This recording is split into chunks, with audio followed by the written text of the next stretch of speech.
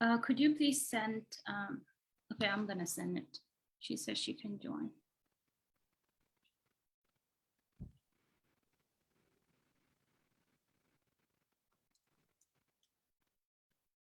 Yeah, we're live. Wonderful.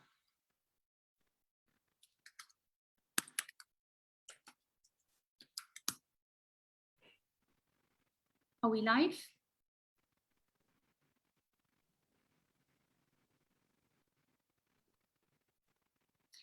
Are we live now? Live ရှိနေလားညီမ image တစ်ချက်လောက်ကြည့်ပေးပါ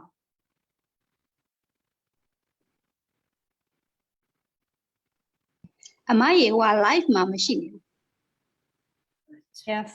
we are. We are or we are not? Yes, we are on. We are live. You're saying we're not on live.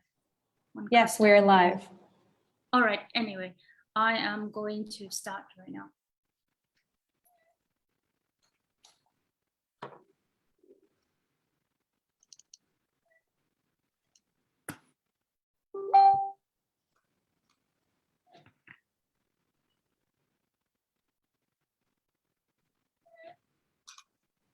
Hello, မင်္ဂလာပါကျမတို့ရဲ့စကားဝိုင်းဆွေးနွေးပွဲကိုတက်ရောက်ပေးကြတဲ့မိတ်ဆွေများအားလုံးနဲ့ Facebook ပေါ်မှာကြည့်ရှုနေကြသောမိတ်ဆွေများအားလုံးကိုကြိုဆိုပါရစေကျမတို့ပွဲဒီနေ့စကားဝိုင်းဆွေးနွေးပွဲလေးကိုမစတင်ခင်မှာကျမတို့ရဲ့ Zoom meeting မှာပါဝင်လာကြတဲ့မိတ်ဆွေတွေကိုအကြောင်းပါချင်တာလေးကတော့ကျမတို့ကဒီနေ့မြန်မာ English simultaneous translation ရှိပါတယ်တကယ်လို့ English ဘာသာဖြင့်ကျမတို့ရဲ့စကားဝိုင်းကိုနားဆင်လို့ရဆိုလို့ရှိရင် Zoom ရဲ့အောက်ခြေမှာရှိတဲ့ globe သင်္ကေတလေးကိုနှိပ်ပြီးတော့ English translation function လေးကိုနှိပ်ပါဒါဆိုလို့ရှိရင်တော့ကျမတို့ရဲ့ဗမာလိုတင်ဆက်မှုကိုအင်္ဂလိပ်လိုနားဆင်နိုင်မှာဖြစ်ပါတယ်အခုချိန်ကစပြီးတော့ကျမတို့လိမ်ပိုင်းဆိုင်ရာကျူးလွန်ခံခဲ့ရသူများအတွက်တရားမျှတမှုဆိုဒီမှာဆိုရက်ခေါင်းစဉ်နဲ့စကားဝိုင်းလေးကိုစတင်တော့မှာဖြစ်ပါတယ်ကျမနာမည်ကတော့မဝေနုလို့ခေါ်ပါတယ်ကျမကလူ့အခွင့်အရေးနဲ့ဒီမိုကရေစီအရေးကြိုးပမ်းသူဒီမိုကရေစီအရေးမြင့်တင်ရေးကိုကြိုးပမ်းသူတူဖြစ်ပါတယ် Women's Peace Network ကိုတည်ထောင်ထားသူလည်းဖြစ်ပြီးတော့နိုင်ငံရေးအကျဉ်းသူဟောင်းတူလည်းဖြစ်ပါတယ်ဒီနေ့စကားဝိုင်းမှာကျမကဥဆောင်ဆွေးနွေးသူအဖြစ်တာဝန်ယူထားပါတယ်ကျမနဲ့အတူပါဝင်ဆွေးနွေးပေးမဲ့ဆရာမများကတော့ကျမနဲ့အတူပါဝင်ဆွေးနွေးပေးမဲ့ဆရာမများကတော့ကျမတို့ရဲ့ဆရာမမခင်ဦးမနော်ကညောဖောမမွန်နေလီမတင်မာဦးမဝင်းဝင်းမော်နဲ့လီထေရှာတို့ပဲဖြစ်ပါတယ်ကျမတို့အားလုံးဆရာမတို့အားလုံးကိုလည်းအခုလိုမျိုးကျမတို့နဲ့အတူပါဝင်ပြီးတော့ဆွေးနွေးပေးကြမဲ့အတွက်ကျေးဇူးတင်ပါတယ်ကြိုလဲကြိုဆိုပါရရှင်ကျမတို့ရဲ့ speaker ဆရာမတွေကိုမမိတ်ဆက်ပေးခင်ဒီနေ့ကျမတို့စကားဝိုင်းစီစဉ်ရတဲ့အကြောင်းရင်းလေးကိုအနည်းငယ်ရှင်းပြချင်ပါတယ်ကျမတို့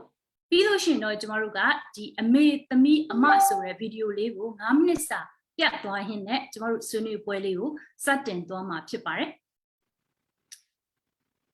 ဒီနေ့ဟာဆိုလို့ရှိရင်Rohingya လူမျိုးတွေကိုစစ်တပ်ကနေပြီးတော့ဗမာစစ်တပ်ကနေပြီးတော့နှစ်ပေါင်းများစွာဖိနှိပ်ချုပ်ချယ်ရင်းနဲ့မှ2018ခုနှစ်မှာကျမတို့ clearance operation လို့ခေါ်တဲ့နယ်မြေရှင်းလင်းရေးလုပ်ရင်းနဲ့လူပေါင်းမြောက်များစွာတပ်ဖြတ်ရွာပေါင်း400နီးပါးကိုမိရှို့ပြီးတော့လူပေါင်း8သိန်းကျော်တစ်ဖက်ဘင်္ဂလားဒေ့ရှ်နိုင်ငံကိုထွက်ပြေးခဲ့ရတဲ့အထိမ်းအမှတ်အောက်မေ့ပွင့်နေဖြစ်ပါတယ်Rohingya Genocide အောက်မေ့ပွင့်နေဖြစ်ပါတယ်ဆိုတော့ကျမတို့ဟာအဲ့ဒီနေ့အကြောင်းကိုကျွန်မရှေ့ရှေ့ဝေးဝေးဒီနေ့မရှင်းပြတော့ပါဘူးဒါပေမဲ့ဒီလို genocide နေ့မှာ genocide ဖြစ်ခဲ့တဲ့အချိန်ကာလအတွင်းမှာကျမတို့ဟာဒီစစ်တပ်ရဲ့ကျူးလွန်မှုတွေကိုကျမတို့ပြန်ပြီးတော့သုံးသပ်ကြည့်မယ်ဆိုလို့ရှိရင်ပြန်ပြီးတော့ reflect လုပ်ကြည့်မယ်ဆိုလို့ရှိရင်ဒီနေရာမှာနစ်နာခဲ့ဆုံးလူအုပ်စုတစုရှိပါတယ်အဲ့ဒါကတော့အမျိုးသမီးတွေပဲဖြစ်ပါတယ်ဒီ clearance operation လို့ခေါ်တဲ့နယ်မြေရှင်းလင်းနေတဲ့ကာလတစ်လျှောက်မှာဒီလုံခြုံရေးတပ်ဖွဲ့ဝင်တွေဟာဆိုလို့ရှိရင် Rohingya အမျိုးသမီးထောင်နဲ့ချီပြီးတော့လိမ်မိုင်းဆိုင်ရာ စော်ကားမှုတွေလိမ်မိုင်းဆိုင်ရာကျူးလွန်မှုတွေကိုပြုခဲ့ပါတယ်ဒီလိုလိမ်မိုင်းဆိုင်ရာကျူးလွန်ခံရတဲ့မြို့သမီးတွေဟာဆိုလို့ရှိရင်အခုတက်ရှိထင်ရှားဘင်္ဂလားဒေ့ရှ်နိုင်ငံဒုက္ခသည်စခန်းမှာနေထိုင်နေကြပါတယ်ကျမတို့ဒီလိုအောက်မေ့ပွဲနေ့အခမ်းအနားတွေကျင်းပါတယ်ပြီးလို့ရှိရင်ကျမတို့ဒီအမျိုးသမီးတွေဒီကျူးလွန်နစ်နာခဲ့သူတွေအတွက်ကျမတို့တာဝန်ယူမှုတာဝန်ခံမှုတွေရှိလာအောင်တရားမျှတမှုတွေရရှိလာအောင်ကျမတို့ကြိုးပမ်းတဲ့အခါမှာအခါအားလုံးဆိုတာဒီအမျိုးသမီးတွေရဲ့ခံစားရမှုတွေအမျိုးသမီးတွေရဲ့အတန်တွေပျောက်နေတတ်ပါတယ်ဒါကြောင့်မို့လို့ကျမတို့ဟာဒီနေ့ဒီစကားဝိုင်းလေးကနေပြီးတော့ဒီနှစ်အစိုးရဆုံးအနစ်နာခဲ့ဆုံးဒီအမျိုးသမီးတွေအထူးသဖြင့်လိမ်ပိုင်းဆိုင်ရာကျူးလွန်မှုခံခဲ့ရတဲ့အမျိုးသမီးတွေရဲ့အရေးနဲ့ပတ်သက်ပြီးတော့သူတို့အတွက်တရားမျှတမှုဆိုတာဘာလဲဆိုတဲ့အကြောင်းရင်းကိုကျမတို့ဆွေးနွေးနေသူတို့ရဲ့အရေးပါမှုအခန်းကဏ္ဍသူတို့ရဲ့နစ်နာမှုတွေကိုကျမတို့ပြန်လည်ကုစားနိုင်ဖို့အတွက်ဒီဆွေးနွေးပွဲလေးကိုစီစဉ်ဖြစ်ခဲ့တာဖြစ်ပါတယ်ဒါအပြင်ကျမတို့ဗမာစစ်တပ်ကနေပြီးတော့လိမ်မိုင်းဆိုင်ရာကျူးလွန်မှုအကြောင်းကိုပြောမှဆိုလို့ရှိရင်ဒါ2019ခုနှစ်မှာရိုဟင်ဂျာမျိုးသမီးတွေကိုဒါအုပ်စုဖွဲ့ပြီးမရင်းကျင့်လိမ်မိုင်းဆိုင်ရာစော်ကားမှုတွေပြုခဲ့ရင်မကဘဲနဲ့တိအရင်နှစ်ပေါင်းဆယ်စုနှစ်ပေါင်းများစွာတိုင်းရင်းသားဒေသတွေအားလုံးမှာတိုင်းရင်းသားဒေသအားလုံးမှာလို့တိုင်းရင်းသားလူမျိုးစုတွေရဲ့အမျိုးသမီးတွေကိုတိုင်းရင်းသားလူမျိုးစုတွေကိုဒီလိုမျိုးလိမ်မိုင်းဆိုင်ရာစော်ကားမှုတွေကိုလက်နက်တပွဲအသုံးပြုပြီးတော့အစင်တစိုက်ဒီတိုင်းသားလူမျိုးတွေကိုစိတ်ချောက်ချအောင်ဒီလူမျိုးတွေကိုdehumanize လုပ်ပြီးတော့ကျမတို့လက်နက်တပွဲအသုံးပြုခဲ့တာဖြစ်ပါတယ်ဒီလိုနှစ်ပေါင်းအဆက်ဆယ်စုနှစ်ပေါင်းများစွာဒီလိုလိမ်မိုင်းဆိုင်ရာကျူးလွန်မှုတွေကျူးလွန်ခဲ့တဲ့စစ်တပ်ဟာဆိုလို့ရှိရင်အခုချိန်ထိအပြစ်ပေးအရေးယူခြင်းမခံရဘဲနဲ့အပြစ်ပေးမှုမှကင်းလွတ်နေပါတယ်ဒီလိုကင်းလွတ်နေတဲ့အတွက်လည်းဒီနေ့ဒီချိန်ကမှာကျမတို့အာဏာသိမ်းမှုကိုဆက်ဖြစ်ပေါ်ပြီးတော့ခါကြတော့အခုအာဏာသိမ်းပြီးတဲ့နောက်ပိုင်းမှာဆိုလို့ရှိရင်လည်းကျမတို့မြို့သမီးတွေပေါ်မှာလိမ်မိုင်းဆိုင်ရာစော်ကားမှုတွေအကြမ်းဖက်မှုတွေလုပ်နေရဆိုတဲ့သတင်းတွေကိုကျမတို့ကြားနေရပါတယ်ဒီလိုကိစ္စတွေကိုကျမတို့တားဆီးနိုင်ဖို့အတွက်နောက်ပြီးတော့ကျူးလွန်ခဲ့တဲ့ကျူးလွန်ခဲ့သူတွေကိုဒီကျူးလွန်ခံရသူတွေအတွက်အပြစ်ပေးအရေးယူနိုင်ဖို့နဲ့ကျူးလွန်ခံရခဲ့သူတွေအတွက်တရားမျှတမှုဖော်ဆောင်ပေးနိုင်ဖို့ဆိုတဲ့ရည်ရွယ်ချက်တွေနဲ့ကျမတို့ဒီပွဲကိုစီစဉ်ခဲ့တာဖြစ်ပါတယ်ဆိုတော့ဒီပွဲကိုကျမတို့မစတင်ခင်ဒီဗီဒီယို9မိနစ်စာဗီဒီယိုလေးနဲ့ကျမတို့အရင်ဆုံးပြသပြီးတော့မှစတင်သွားမှာဖြစ်တယ်ပေါ့နော်ဒီဆီယမ်မတွေကိုမမိတ်ဆက်ပေးခင် speaker ဆီယမ်မတွေကိုမိတ်ဆက်မပေးခင်ကျမတို့ကဒီဗီဒီယိုလေးကိုပြပြီးတော့ကျမတို့အစီအစဉ်လေးကိုစတင်သွားမှာဖြစ်ပါတယ်ဆိုတော့ကျမ9မိနစ်စာဗီဒီယိုလေးကို live stream လေးလွှင့်ပြပါမယ်ရှင်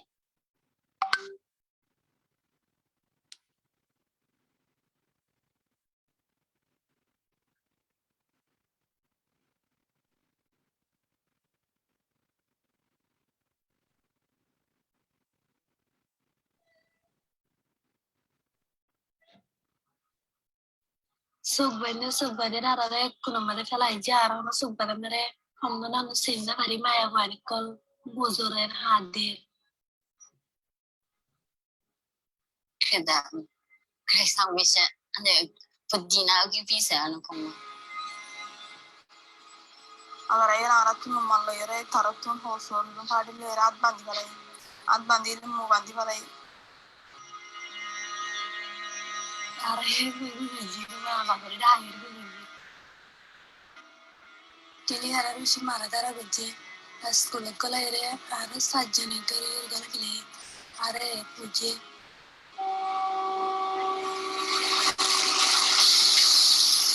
In 2011, Myanmar, also called Burma,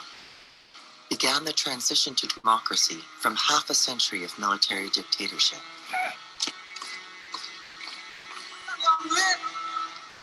Four years later, several thousand people attended the funeral of 2 school teachers. Both young women were brutally raped and murdered, allegedly by soldiers from the Burmese army.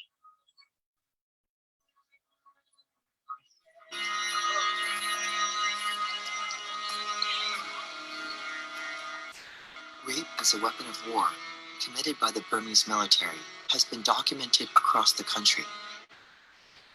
But no one has been held accountable for these crimes. This story is from two communities in Burma where women are calling for justice. The Rohingya from western Rakhine State, and the ethnic Kachin,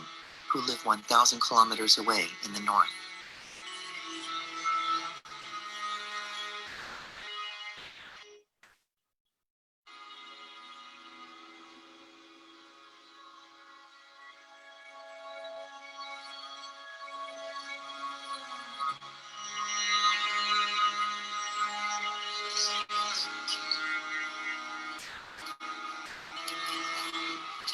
Candula Bamamade, my vendor, Nijatum Bajada, Bura, my vendor, BC, Taki Boere, Kamamade.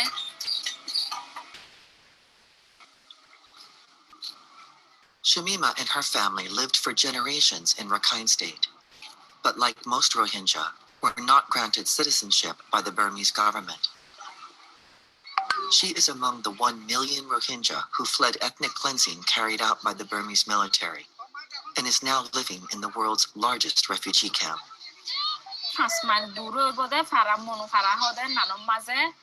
Manush bola military law local Rakhine law is dire more twine sa bola siragori bile pasmal dure faran na maze siragori eboso jon more twine hodin sa jonora hari boska bori gari bori bola logioi Kerala hoide hoito gila ara Burmatto ere Memmatto ere Bangladesh made agi gede ara hono maya fande hono keswani na pare bana duri he dura uda zurhale ra agide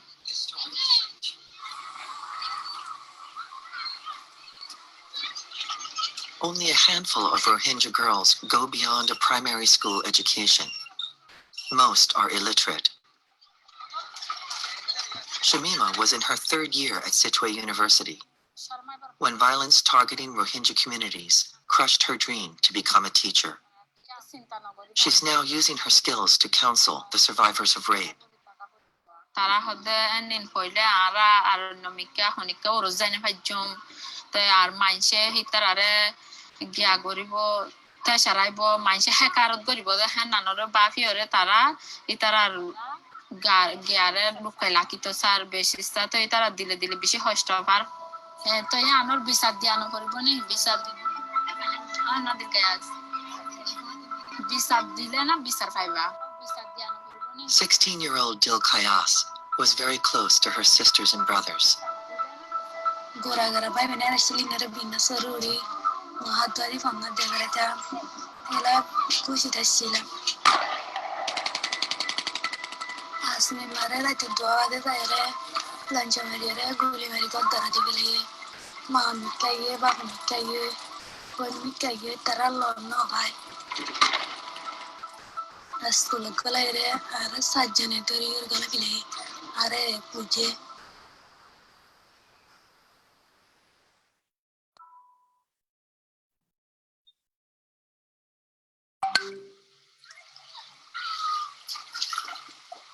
Far from where Shamima lived, Burma's northern Kachin state is also in crisis, and women there have reported rape by the Burmese military. In 2011, when government forces broke a ceasefire with the ethnic Kachin army, war resumed.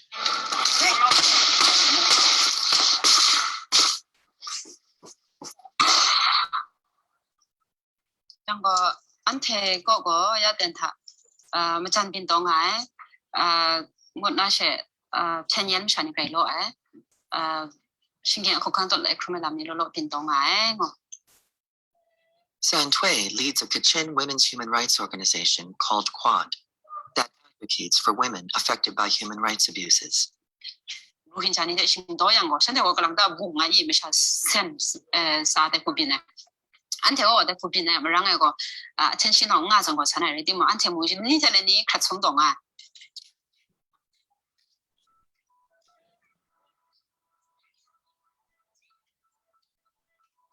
20-year-old Lura and 21-year-old Kannan Sin were volunteer teachers at a village school for poor ethnic Kachin and Shan children. 네, 긴康좀 정롱양 이 그룹 대 그룹 런 카다 나야 시가다 아님 보걸로 항상 걸로 아우디나 아 대과 누구 정하야 모든 차례 전에 많이 모든 차 아까 걸로야 시가 그바 항상에 시가 가와 걸로를 던져 시베 영가 근데 까 아니 맛이 되고 세분 잠못돼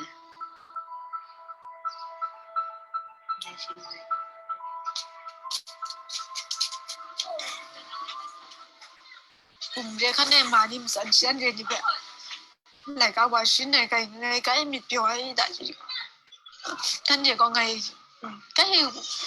quả xin nhà biểu ấy là gì đấy chứ có.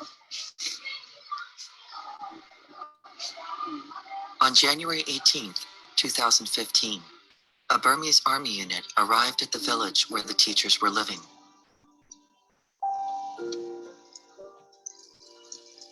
Two days later, teachers Lura and Konyan Sin did not turn up at school. Hang chuẩn mà đi sắm mũ rồi có sang con có đây sama lu ra có beli shilling ngay nên đã sẽ con nên xin có sung chi snip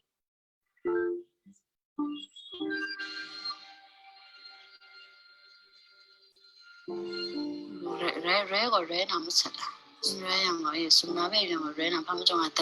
tê sài nè những cô người tê ở đây du khẩu à tê nung kinh ở đây du cũng tê xin mang khăn na sài phố khăn na sài đi tu du à cũng cả cũng còn chạy thì mà tê có sài du to mà đây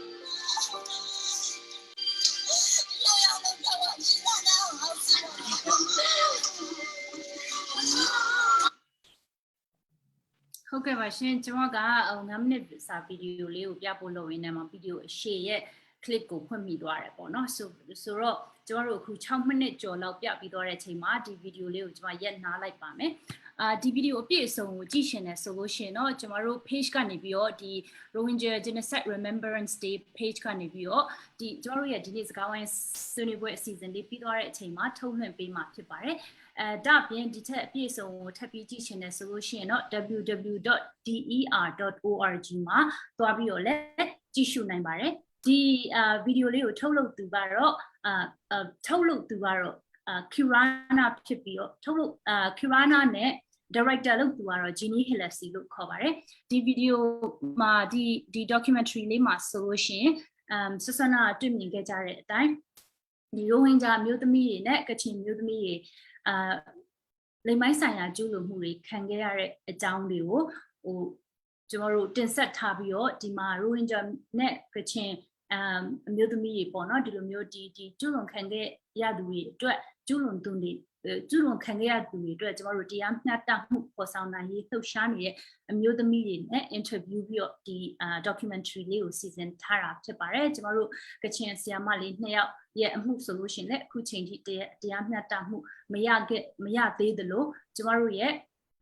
ဒီတခြားသောတိုင်းရင်းသားညီမတွေမောင်နှမတွေအများကြီးရဲ့ဒီကျူးလွန်မှုတွေကိုလည်းအခုချိန်ထိတရားမျှတမှုတွေကိုကျွန်တော်တို့မရရှိသေးပါဘူးအလားတူပဲRohingya တန်းနဲ့ချီတဲ့ Rohingya တွေအထူးသဖြင့်လိမ်မိုင်းဆိုင်ရာကျူးလွန်ခံခဲ့ရတဲ့မျိုးသမီးတွေအတွက်ဆိုလို့ရှိရင်ဒီမျိုးသမီးတွေကတရားမျှတမှုစောင့်စားရင်းနဲ့ဒုက္ခသည်စခန်းမှာနေထိုင်နေကြရပါတယ်ပေါ့နော်ဆိုတော့ဒီလောက်နဲ့ကျွန်တော်ရဲ့ဗီဒီယိုဒီdocumentary အကြောင်းကိုဒီလောက်နဲ့ရပ်ပြီးတော့ကျွန်တော်တို့ဒီနေ့ဆွေးနွေးပေးမဲ့ဆရာမများကိုမိတ်ဆက်ပေးကြပါတယ်ဆိုတော့ဆရာမတွေအားလုံးကိုကျွန်မတယောက်ချင်းစီမမိတ်ဆက်ပဲနဲ့တယောက်ချင်းစီအားလုံးကိုတပြိုင်တည်းမမိတ်ဆက်ပဲနဲ့တယောက်ချင်းစီကိုကျွန်မဖိတ်ခေါ်ပြီးတော့သူတို့ရဲ့တင်ဆက်မှုလေးနဲ့သူတို့ရဲ့ remark လေးကိုပေးခိုင်းနေမှပေးဖို့တောင်းဆိုရင်းနဲ့မှသူတို့မိတ်ဆက်ပေးသွားမှာဖြစ်ပါတယ်လို့ဆိုတော့ဒီနေ့အစီအစဉ်မှာဆိုလို့ရှိရင်ကျွန်တော်တို့ပထမဆုံးပါဝင်ဆွေးနွေးပေးမယ်ဆရာမကတော့ကျမတို့ရဲ့ဒုက္ခသည်စခန်းကနေပြီးတော့တိုက်ရိုက်ပါဝင်ပြောဆိုပေးမဲ့မဝင်းဝင်းမော်ဖြစ်ပါတယ်ရှဟီဒါလို့ခေါ်ပါတယ်မဝင်းဝင်းမော်ဟာဆိုလို့ရှိရင်ဒီဒုက္ခသည်စခန်းမှာ2019ခုနှစ်ခတည်းကရောက်ရှိခဲ့တာဖြစ်ပြီးတော့ဒီလိုမျိုးရက်ရွာသူ့ရဲ့ မောင်နှောမြို့မှာနေထိုင်တဲ့သူရဲ့နေရွာကိုမိရှုခံရပြီးရဲ့နောက်ပိုင်းမှာဒုက္ခသည်စခန်းကိုထွက်ပြေးခဲ့ရပါတယ်ဒုက္ခသည်စခန်းမှာအခုနေထိုင်ပြီးတော့ခါကြတော့ကျွန်တော်တို့အဲ့မှာဖွဲ့စည်းမှာ Rohingya Cultural Center မှာ Cultural Agent နဲ့ Writer လုပ်နေပါတယ်သူမဟာဆိုလို့ရှိရင်ကြပြဆရာမတူလည်းဖြစ်ပါတယ်ကျွန်မမဝင်းမော်ကို3မိနစ်စာစကားပြောဖို့ဖိတ်ခေါ်ပါတယ်ရှင်ပထမဆုံးအနေနဲ့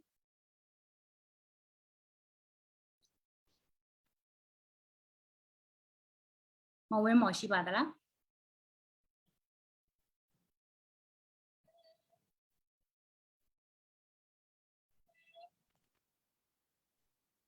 မဝင်းမော်မရှာဟီဒါပြောလို့ရပါပြီကြားရလားမသိဟ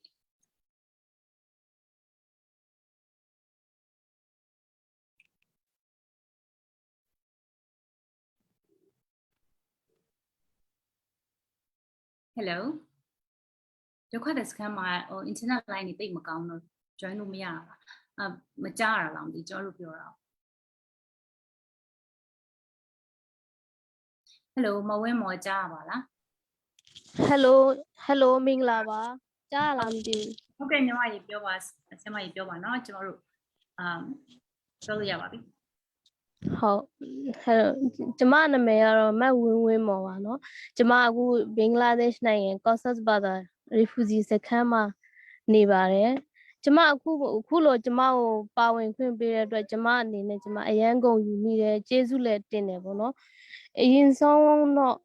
ကျမကတော့ကြပြဆရာမတယောက်ဖြစ်တာနဲ့ကျမ2010ခုနှစ်မှာ2010ခုနှစ်ဩဂုတ်လ25ရက်ဖြစ်စဉ်တွေကိုပုံဖော်ပြီးတော့ကျမရေးဖွဲ့ထားတယ်ပေါ့နော်ကြပြတစ်ပုဒ်ကိုကျမရွက်ပြရှင်တယ်ကြပြရဲ့ခေါင်းစဉ်ကတော့ပေါ့နော်ကျမတို့မေးရခက်တဲ့အတိတ်ဆိုးတဲ့မေးရခက်တဲ့အတိတ်ဆိုးတန်ကောင်ရန်ချိန်အိမ်မောကြစဉ်ညနက်လျှောက်ဖို့အိမ်မက်ဆိုးပမာတနက်ဖောက်တန်တညံညံဖြင့်လမ်းတို့ခဲ့ရသည်ထိုညကိုယခုတော့တွေ့ကြောက်မိသည်မေးရလဲခက်သည်အာယုံတက်ချိန်ထိုနေ့မနက်တားတက်မုံဆိုးတို့ကတက်ကြီးရွယ်အိုခလေးမချံယိုမျိုးဟုတ်ရင်ကျွဲနွားတပွဲလဲလီးတက်လို့သွေးအိုင်ထဲမှာလှဲရှားနေတဲ့ထိုအလောင်းများမြင်အောင်နေစေမေ့မရပါရှေးဦးတရားတက်လူပြေးချိန်ရုံးမာသူတွေသွေးဆုပ်ကြမ်းဖက်ဥစ္စာပစ္စည်းဖြက်စီလူရဲ့ရွာကိုလဲမီးရှို့ပြကြရင်နာပွဲရာမြင်ကွင်းအသေးချာမြဝါထင်ထင်မြင်တွေ့ခဲ့ရသည်ရင်နာဖွယ်ရာငါတို့အတိတ်မေ့ရခက်နေစေပါလက်နက်အားကိုအညိုးကြီးနှင့်အားကိုးစရာမဲရှာသူကိုအုပ်စုဖွဲ့လို့မဒိန်ကျင့်နေစဉ်ယိုလုံမငယ်များဤတစားစားအကူအညီတောင်းခံတန်များအာရကန်မြေဤခေါင်းငင်တခွင်ယနေ့ထိပင်ပဲတင်ဟတ်နေသည်ကိုကြားရောက်မိစေပါ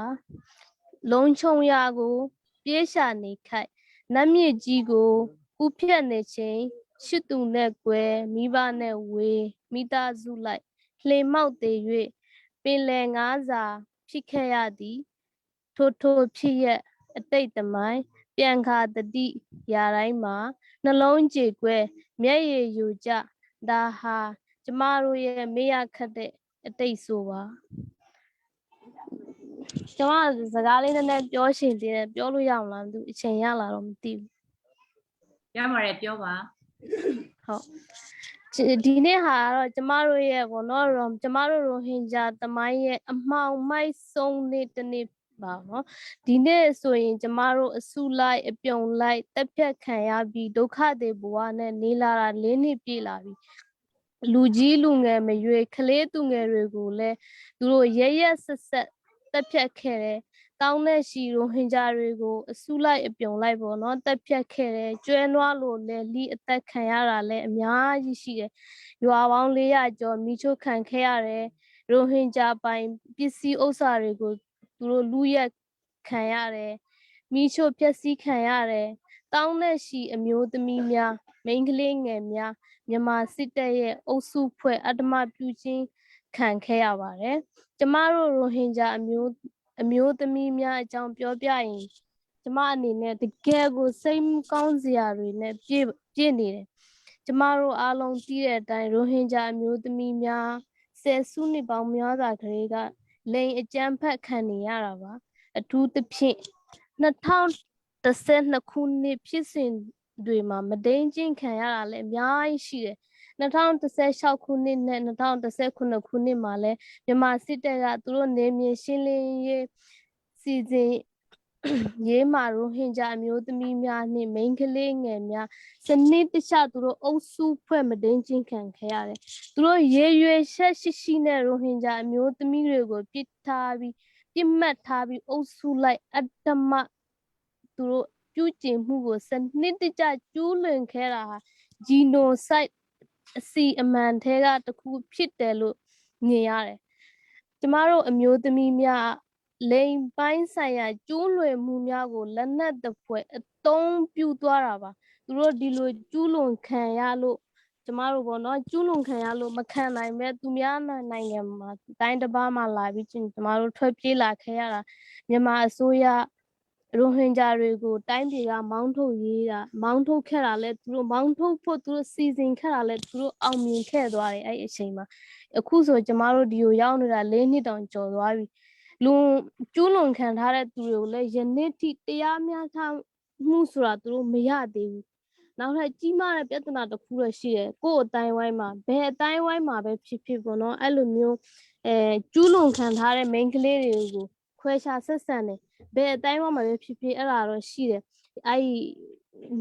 ယောက်ျားလေးဒီလိုမျိုးယောက်ျားရခဲ့တဲ့အမျိုးသမီးတွေတောင်မှအဲ့လိုမျိုးလိင်ပန်းဆိုင်ရာသူတို့အတ္တမကျင့်ခံရတဲ့မိန်းကလေးတွေမိန်းမတွေကိုတောင်မှသူတို့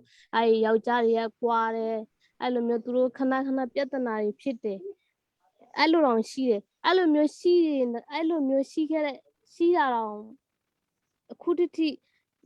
တိရှိနေတော့ပဲ2010ခုနှစ်မဒိန်ကျင့်ခံခဲ့ရတဲ့သူတွေပေါ့နော်သူတို့ဘဝတွေကလုံးဝပျက်စီးသွားပြီကျမအခုဒုက္ခသည်စခန်းမှာနေနေတာလဲ4နှစ်ရှိပြီဆိုတော့ကျမအခု volunteer အနေနဲ့အလုပ်လဲလုပ်တယ် cultural memory center မှာအလုပ်လုပ်တယ်အမျိုးသမီးတွေနဲ့လဲတွေ့တယ်ဗျအမျိုးသမီးတွေနဲ့ကျမတွေ့ဖူးတယ်သူတို့နဲ့စကားပြောဖူးတယ်ပေါ့နော်ကျမအဲ့ထဲကအသက်33နှစ်ဆိုတဲ့မိန်းမတယောက်ရဲ့အကြောင်းပြောရှင်လို့ပါသူ့ရဲ့အကြောင်းပြောပြရှင်တာကသူကတဲ့မောင်တော်မြောက်ပိုင်းတူလာတူလီဆိုတဲ့ရွာပေါ့နော်သူတို့ကျေးရွာအုပ်ချုပ်ရေးမှုကတဲ့ရခိုင်လူမျိုးတူဖြစ်ခဲ့တယ်တဲ့သူရွာသားတွေကိုပေါ့နော်အုပ်ချုပ်ရေးမှုကပြောခဲ့တာတဲ့လေကွင်းမှာသွားပုံနေကြပေါ့သွားပုံနေကြစစ်တပ်ကတဲ့ရွာသားတွေကိုတတ်မှာမဟုတ်ကြောင်းနဲ့သူတို့ပြောခဲ့တယ်အဲ့မိမကျမကိုပြောခဲ့တာနောက်နေ့မနက်8 နာရီလောက်မှာတဲ့စစ်သားတွေတဲ့ရွာထဲရောက်လာတဲ့အခါတဲ့ရွာသားတွေကပေါ့နော်အုပ်ချုပ်ရေးမှုပြောတိုင်းကိုသူတို့နာခံခဲ့တာပေါ့နော်အုပ်ချုပ်ရေးမှုပြောသလိုတဲ့သူတို့လေကွင်းနဲ့ပြေးပြီးပုံနေခဲ့တယ်ပေါ့နော်သူမိသားစုလဲတဲ့33နှစ်အရွယ်အမျိုးသမီးရဲ့မိသားစုလဲတဲ့ပဇွန်ကန်တစ်ခုမှာပေါ့နော်တခြားရွာသားတွေနဲ့အတူတူပုံနေခဲ့တယ်ပေါ့နော်စစ်သားတွေကတဲ့ပထမတဲ့ရွာထဲဝင်ပြီးပေါ့နော်လူတွေကိုတဲ့ခြာတယ်တွေ့သမျှကိုသူတို့ပြစ်တတ်တယ်အိမ်တချို့ကိုလည်းမီးရှို့တယ်ပြီးမှတဲ့လေခွင်းဘက်ကိုရောက်လာပြီးတဲ့သူတို့ရွာသားအားလုံးကိုတဲ့ဝိုင်းလိုက်တယ်တနက်နဲ့ရှိတ်တယ်သူတို့လူကြီးတွေကိုအရွယ်ရောက်ပြီးသားယောက်ျားလေးတွေကိုပေါ့နော်တစ်ဖက်တစ်နေရာမှာသူတို့စုတယ်မိမတွေကိုတနေရာမှာစုတယ်ကလေးတွေကိုလည်းအဲ့လိုမျိုးခွဲထားတယ်ပြီးရင်သူတို့မိမတွေဆိုသူတို့ယောက်ျားလေးတွေနဲ့သူတို့ကဝေးထားတယ်ဗာဖြစ်လို့ဆိုတော့မိမတွေကိုဆိုသူတို့အရန်ပြီးတော့ပို့ပြီးတော့အနိုင်ကျင့်လို့ရတာပေါ့သူတို့လှုပ်ရှင်တာလုပ်လို့ရတယ်မိမတွေရှားနေရွှေငွေရတနာတွေကိုလည်းတန်ဖိုးရှိတဲ့ပစ္စံတွေရောအဲ့လိုမျိုးဟာတွေကိုသူတို့ကလူယူတယ်ယောက်ျားတချို့ကိုလည်းပေါ့နော်သူတို့ရွာထဲခေါ်သွားပြီးမားတဲ့ယောက်ျားအုပ်ထရပေါ့နော်မနာတန်တင်နဲ့ပြစ်ခဲ့တယ်တဲ့တင်နဲ့ပြစ်ခံရတဲ့ကအနည်းငယ်လောက်ကတော့သူတို့ကနေထွက်ပြေးလာခဲ့တယ်တဲ့ကြံအားလုံးဒီပါပြစ်သက်ခံရခဲ့တယ်တဲ့အဲ့ဒီထဲမှာကောင်မလေးရဲ့ပေါ့နော်အမျိုးသမီးရဲ့ယောက်ျားလဲပါခဲ့တယ်အမျိုးသမီးရဲ့ယောက်ျားကိုတော့သူတို့ကတနက်နဲ့ပြစ်တယ်ပြစ်ပြီးတော့မတည်သေးဘူးလို့ပြောပြီးလဲလှီးလိုက်တယ်ထပ်ပြန်လဲလှီးလိုက်သေးတယ် သူ့အရှိမာတဲ့သူ့သား3ယောက်ကိုလည်းတဲ့တနက်နဲ့ပြစ်တက်ခံလိုက်ရတယ်တဲ့သူ့အရှိမာသူ့ရဲ့ရွာသားတွေကိုလည်းအဲ့လိုမျိုးအသက်ခံရတယ်တဲ့ယာနဲ့ရှိအမျိုးသမီးတွေမိန်းကလေးငယ်လေးတွေကိုလည်းတဲ့သူ့အရှိမာပဲအုံစုဖွဲ့မတိန်ကျင့်ခံခဲ့ရတယ်တဲ့သူကိုလည်းတဲ့ရွာထဲခေါ်သွားပြီးတဲ့အိမ်တိမ်မှာပေါ့နော်အဲ့စစ်သား3ယောက်ကတဲ့အတ္တမပြုကြည့်ခဲ့တယ်အဲ့အမျိုးသမီးရဲ့အင်္ဂါတွေကိုတဲ့သူတို့တနက်နဲ့ထိုးတယ်တဲ့တနက်နဲ့ထိုးတဲ့အချိန်မှာအဲ့အမျိုးသမီးကဘယ်လိုပြောမလဲတတိလစ်သွားတယ်တဲ့အဲ့တတိလစ်သွားတဲ့အချိန်မှာခေါင်းလဲခွဲလိုက်တယ်ခေါင်းလဲခွဲလိုက်တော့အဲ့သူတို့ကတေသွားတယ်ထင်တာပေါ့အဲ့စစ်သားတွေကတေသွားတယ်ဆိုပြီးတဲ့အိမ်တဲ့ဟိုတဲ့တခြားအလောင်းတွေနဲ့အတူပေါ့နော်တေအဲ့သူတို့ပစ်ထားတဲ့တနက်ပစ်ထားတဲ့အလောင်းတွေနဲ့အတူတူတဲ့အဲ့အမျိုးသမီးကိုပစ်ထားခိုင်းလိုက်တယ်အဲ့ခဏနေပြီးတဲ့စစ်သား4ယောက်ကအိမ်တိမ်မှာတွင်းလိုက်တယ်ပြီးတော့စစ်သား4ယောက်ကတဲ့အဲ့သူ့ကိုထည့်ထားတဲ့အိမ်ကိုလည်းပေါ့နော်မီးရှို့လိုက်တယ်မီးရှို့တဲ့အချိန်မှာပေါ့သူ့ရဲ့သမီးလေးတယောက်ရှိခဲ့တယ်တဲ့အဲ့သမီးလေးကပေါ့နော်သူ့အဲ့မီးရနဲ့ကဲခဲ့တယ်ပေါ့နော်အဲ့ကဲခဲတဲ့အချိန်မှာသူ့သမီးလေးအခုတတိအဲ့မီးလောင်တဲ့ထဲမှာအဲ့ဒဏ်ရာတွေနဲ့သူရောအခုတတိရှိနေတော့ပဲသူတို့သမီးနဲ့သူတို့နှစ်ယောက်စလုံးအခုတတိအဲ့ဒဏ်ရာတွေနဲ့ရှိနေတော့ပဲဒီလိုနဲ့ तू ကပြောတာသူကတရားမျှတမှုဆိုတာတဲ့ဗမာလဲပေါ့နော်တရားမျှတမှုဆိုတာဗမာလဲတဲ့မတိန်ချင်းခံရသူတွေလဲပေါ့နော်တရားမျှတမှုလိုလားနေတယ်တဲ့သူတို့အတွက်ပေါ့နော်တရားမျှတမှုရရှိရအမတန်အရေးကြီးတယ်တဲ့သူတို့စိတ်တရားတွေယနေ့ထိတဲ့မပြောက်သေးဘူးတဲ့နိုင်ငံတကာအတိုင်းဝိုင်းအနေဖြင့်တဲ့ရိုဟင်ဂျာတွေကိုတရားမျှတမှုရရှိရအတွက်ဝိုင်းဝန်းပေးပါလို့တဲ့တောင်းဆိုရင်းနဲ့ကျမဘက်ကနေညီကုန်းချုပ်ရပါစေကျမကိုဒီလောက်အချိန်ပေးပြီးပြောခိုင်းလို့ကျမဘက်ကအရန်ကိုကျေးဇူးတင်ပါတယ်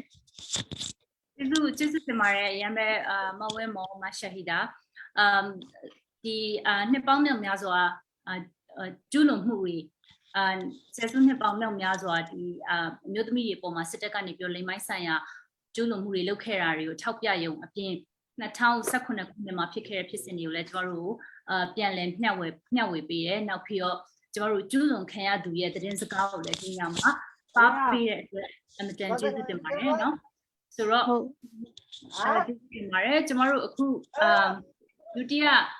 speaker လေးစီကိုမသွားခင်ကျမတို့ဒုတိယ speaker ဆီယာမကိုဖိတ်မခေါ်ခင်ကျမအနေနဲ့ဒီစကားဝိုင်းဆွေးနွေးပွဲမှာပါဝင်လာကြတဲ့လူတွေအားလုံးကိုမေတ္တာရပ်ခံချင်တာကတကယ်လို့ကျမတို့ဟာဒီဆွေးနွေးပွဲကိုနောက်ထပ်မိနစ်20လောက်ဆက်လက်ပြီးတော့ပါဝင်ဆွေးနွေးမဲ့ဆီယာမတွေကဆွေးနွေးတော့မှာဖြစ်ပါတယ်ပြီးလို့ရှိရင်ကျမတို့မေးခွန်းနဲ့အဖြေ session ရှိပါမယ်ဆိုတော့အခုတည်းကကျမတို့speaker တွေအတွက်မေးခွန်းရှိရဆိုလို့ရှိရင်တော့ကျမတို့ရဲ့ဒီမှာ Zoom ရဲ့အောက်မှာရှိရဲ့ question and answer function လေးကိုနှိပ်ပြီးတော့အခါကျတော့မေးခွန်းတွေမေးထားလို့ရပါတယ်လို့ကျမတို့မေးမြန်းလာတဲ့မေးခွန်းတွေကနေပြီးတော့အချိန်ရရင်ရတဲ့လောက်တက်နိုင်တဲ့လောက်ဖြေချပေးသွားပါမယ်လို့ဆိုတော့အခုဒုတိယ speaker ကတော့ကျမတို့ရဲ့ဆီယာမနော်ကညောဖောဖြစ်ပါတယ်ဆီယာမနော်ကညောဖောကဆိုလို့ရှိရင်ကရင်အမျိုးသမီးအစည်းအရုံး current women organization ရဲ့ current women organization ရဲ့current women organization ကိုဦးဆောင်သူဖြစ်ပါတယ်ဆီယာမနော်ကညောဖောဟာဆိုရှင်ဘဝတလျှောက်လုံးငင်းချမ်းရေးတက်ကြွလှုပ်ရှားသူတူဖြစ်ခဲ့ပြီးတော့မြန်မာနယ်စပ်တလျှောက်မှာကျောင်းမတန်းတူညီမျှရေးနဲ့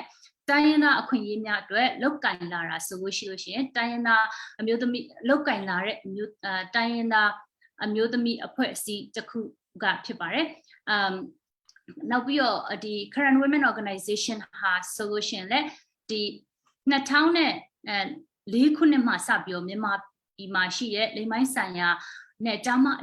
အခြေပြုအကြမ်းဖက်မှုတွေကိုဖတ်တမ်းတင်ပြုစုခဲ့တာလည်းရှိပါတယ်နောက်ပြီးတော့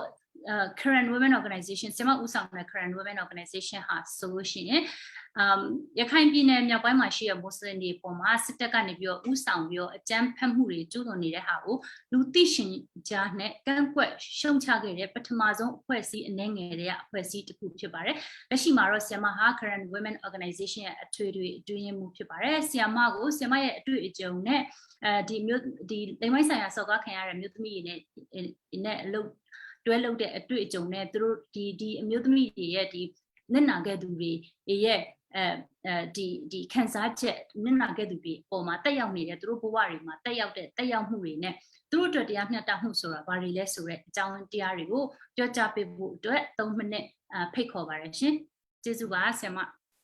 Thank you for having me here. I'm very honored to be in the same panel with many distinguished speakers. Like for the Korean Women's Organization, we are aware of the Burma Army atrocities against Rohingya actually back into 2016. And that is why in November 2016, during the 60 days campaign to end gender-based violence, we released statements to draw attention to the plight of the Rohingya. And then again in September 2017, after seeing the news and in the social media, hundreds of thousands of Rohingya people are fleeing, we felt obliged to raise our voice about the ongoing use of rape and other forms of violence against women and children by the Burma Army, and also targeting not just the women and children, including the Rohingya people. To mark the 4th anniversary of the Rohingya genocides, again, we're expressing our solidarity for the pain and suffering of Rohingya victims and their families that have suffered by the Burma Army. And we, at the same time, we echo for the call for the justice accountability through the Gambia RCJ court case, as well as the referral of the Burma situation to the ICC. For the Korean Women's Organization, we always believe in standing up for the rights of the oppressed people, regardless of their gender, socioeconomic background, and religion. And that is why I think we are stood firmly behind the call for the justice for the Rohingya, because we believe in human rights for all, as well as we share the same grievance with them, and we can relate on the deep level of what they have suffered. Our communities also have been devastated by the Salt Earth campaign by the Burma Army and the what we call for us like a slow genocide, for decades. It did not happen on a large scale in a short period, but we are targeted by the Burma Army, the same Burma Army, who forced assimilation of the ethnic people, and then they do not tolerate, those who are different from them. So we also believe that military impunity has been a driving force, which has made it nearly impossible for any type of justice for survivors and victims in Burma. And it is even impossible under this current junta. So for the survivors and victims to access to justice, we must rely on international accountability mechanism. Women and girls particularly, have been subjected to gender-based violence and sexual assault. And we all know that rape has long been used by the Burma military as a weapon of war to intimidate, to traumatize, to terrorize, and to silence the victims. So, in the Korean women case, the victims of violence and sexual violence, they have suffered mentally, and that has impacted the ability to concentrate on work, and they wanted to be alone and, isolated themselves. Some even adopted an active coping mechanism because of the suffering, and also some, they let the experience overwhelm them. So it's become their only identity and the only thing that they can talk about, and some are re-traumatized when they hear the sad music, which make them emotionally, and also they have when they hear similar stories of attack, they become afraid and re-traumatized, victimized again. And some victims, they even have hearing problems because of the Burma soldiers shouted at them or fire guns close to their ears. So it's really helping like a physical negative also to them. So it was very, very challenging for survivors, victims to be reintegrated back to the communities due to stigma and also without services provided to them. So we see that victims, they need both justice as well as practical needs, Under the NLD government, we have seen no support provided to the victims or survivors. Either they never ask the opinion, of the survivors, and even for the local groups, the survivor that they have been suffering under the state-sponsored violence. And the local women's organization, like our organization, we have been providing training to support the victims, survivors, including physical support, health support, as well as psychosocial support. And as you know, women, they have no income, so they need food, and also some women, they became sick and they need medical treatment, and they need cost, to cover their medical support. So this is even the small thing that they need in their life. It's not covered or supported. So it's very important that the victims of violence are receiving support and are so that they can continue to live and have some livelihood activities, reintegrate back into their communities. So there should be fund allocated, to support these victims. So we of course need justice, so that we need to hold these perpetrators accountable to their crimes and to prevent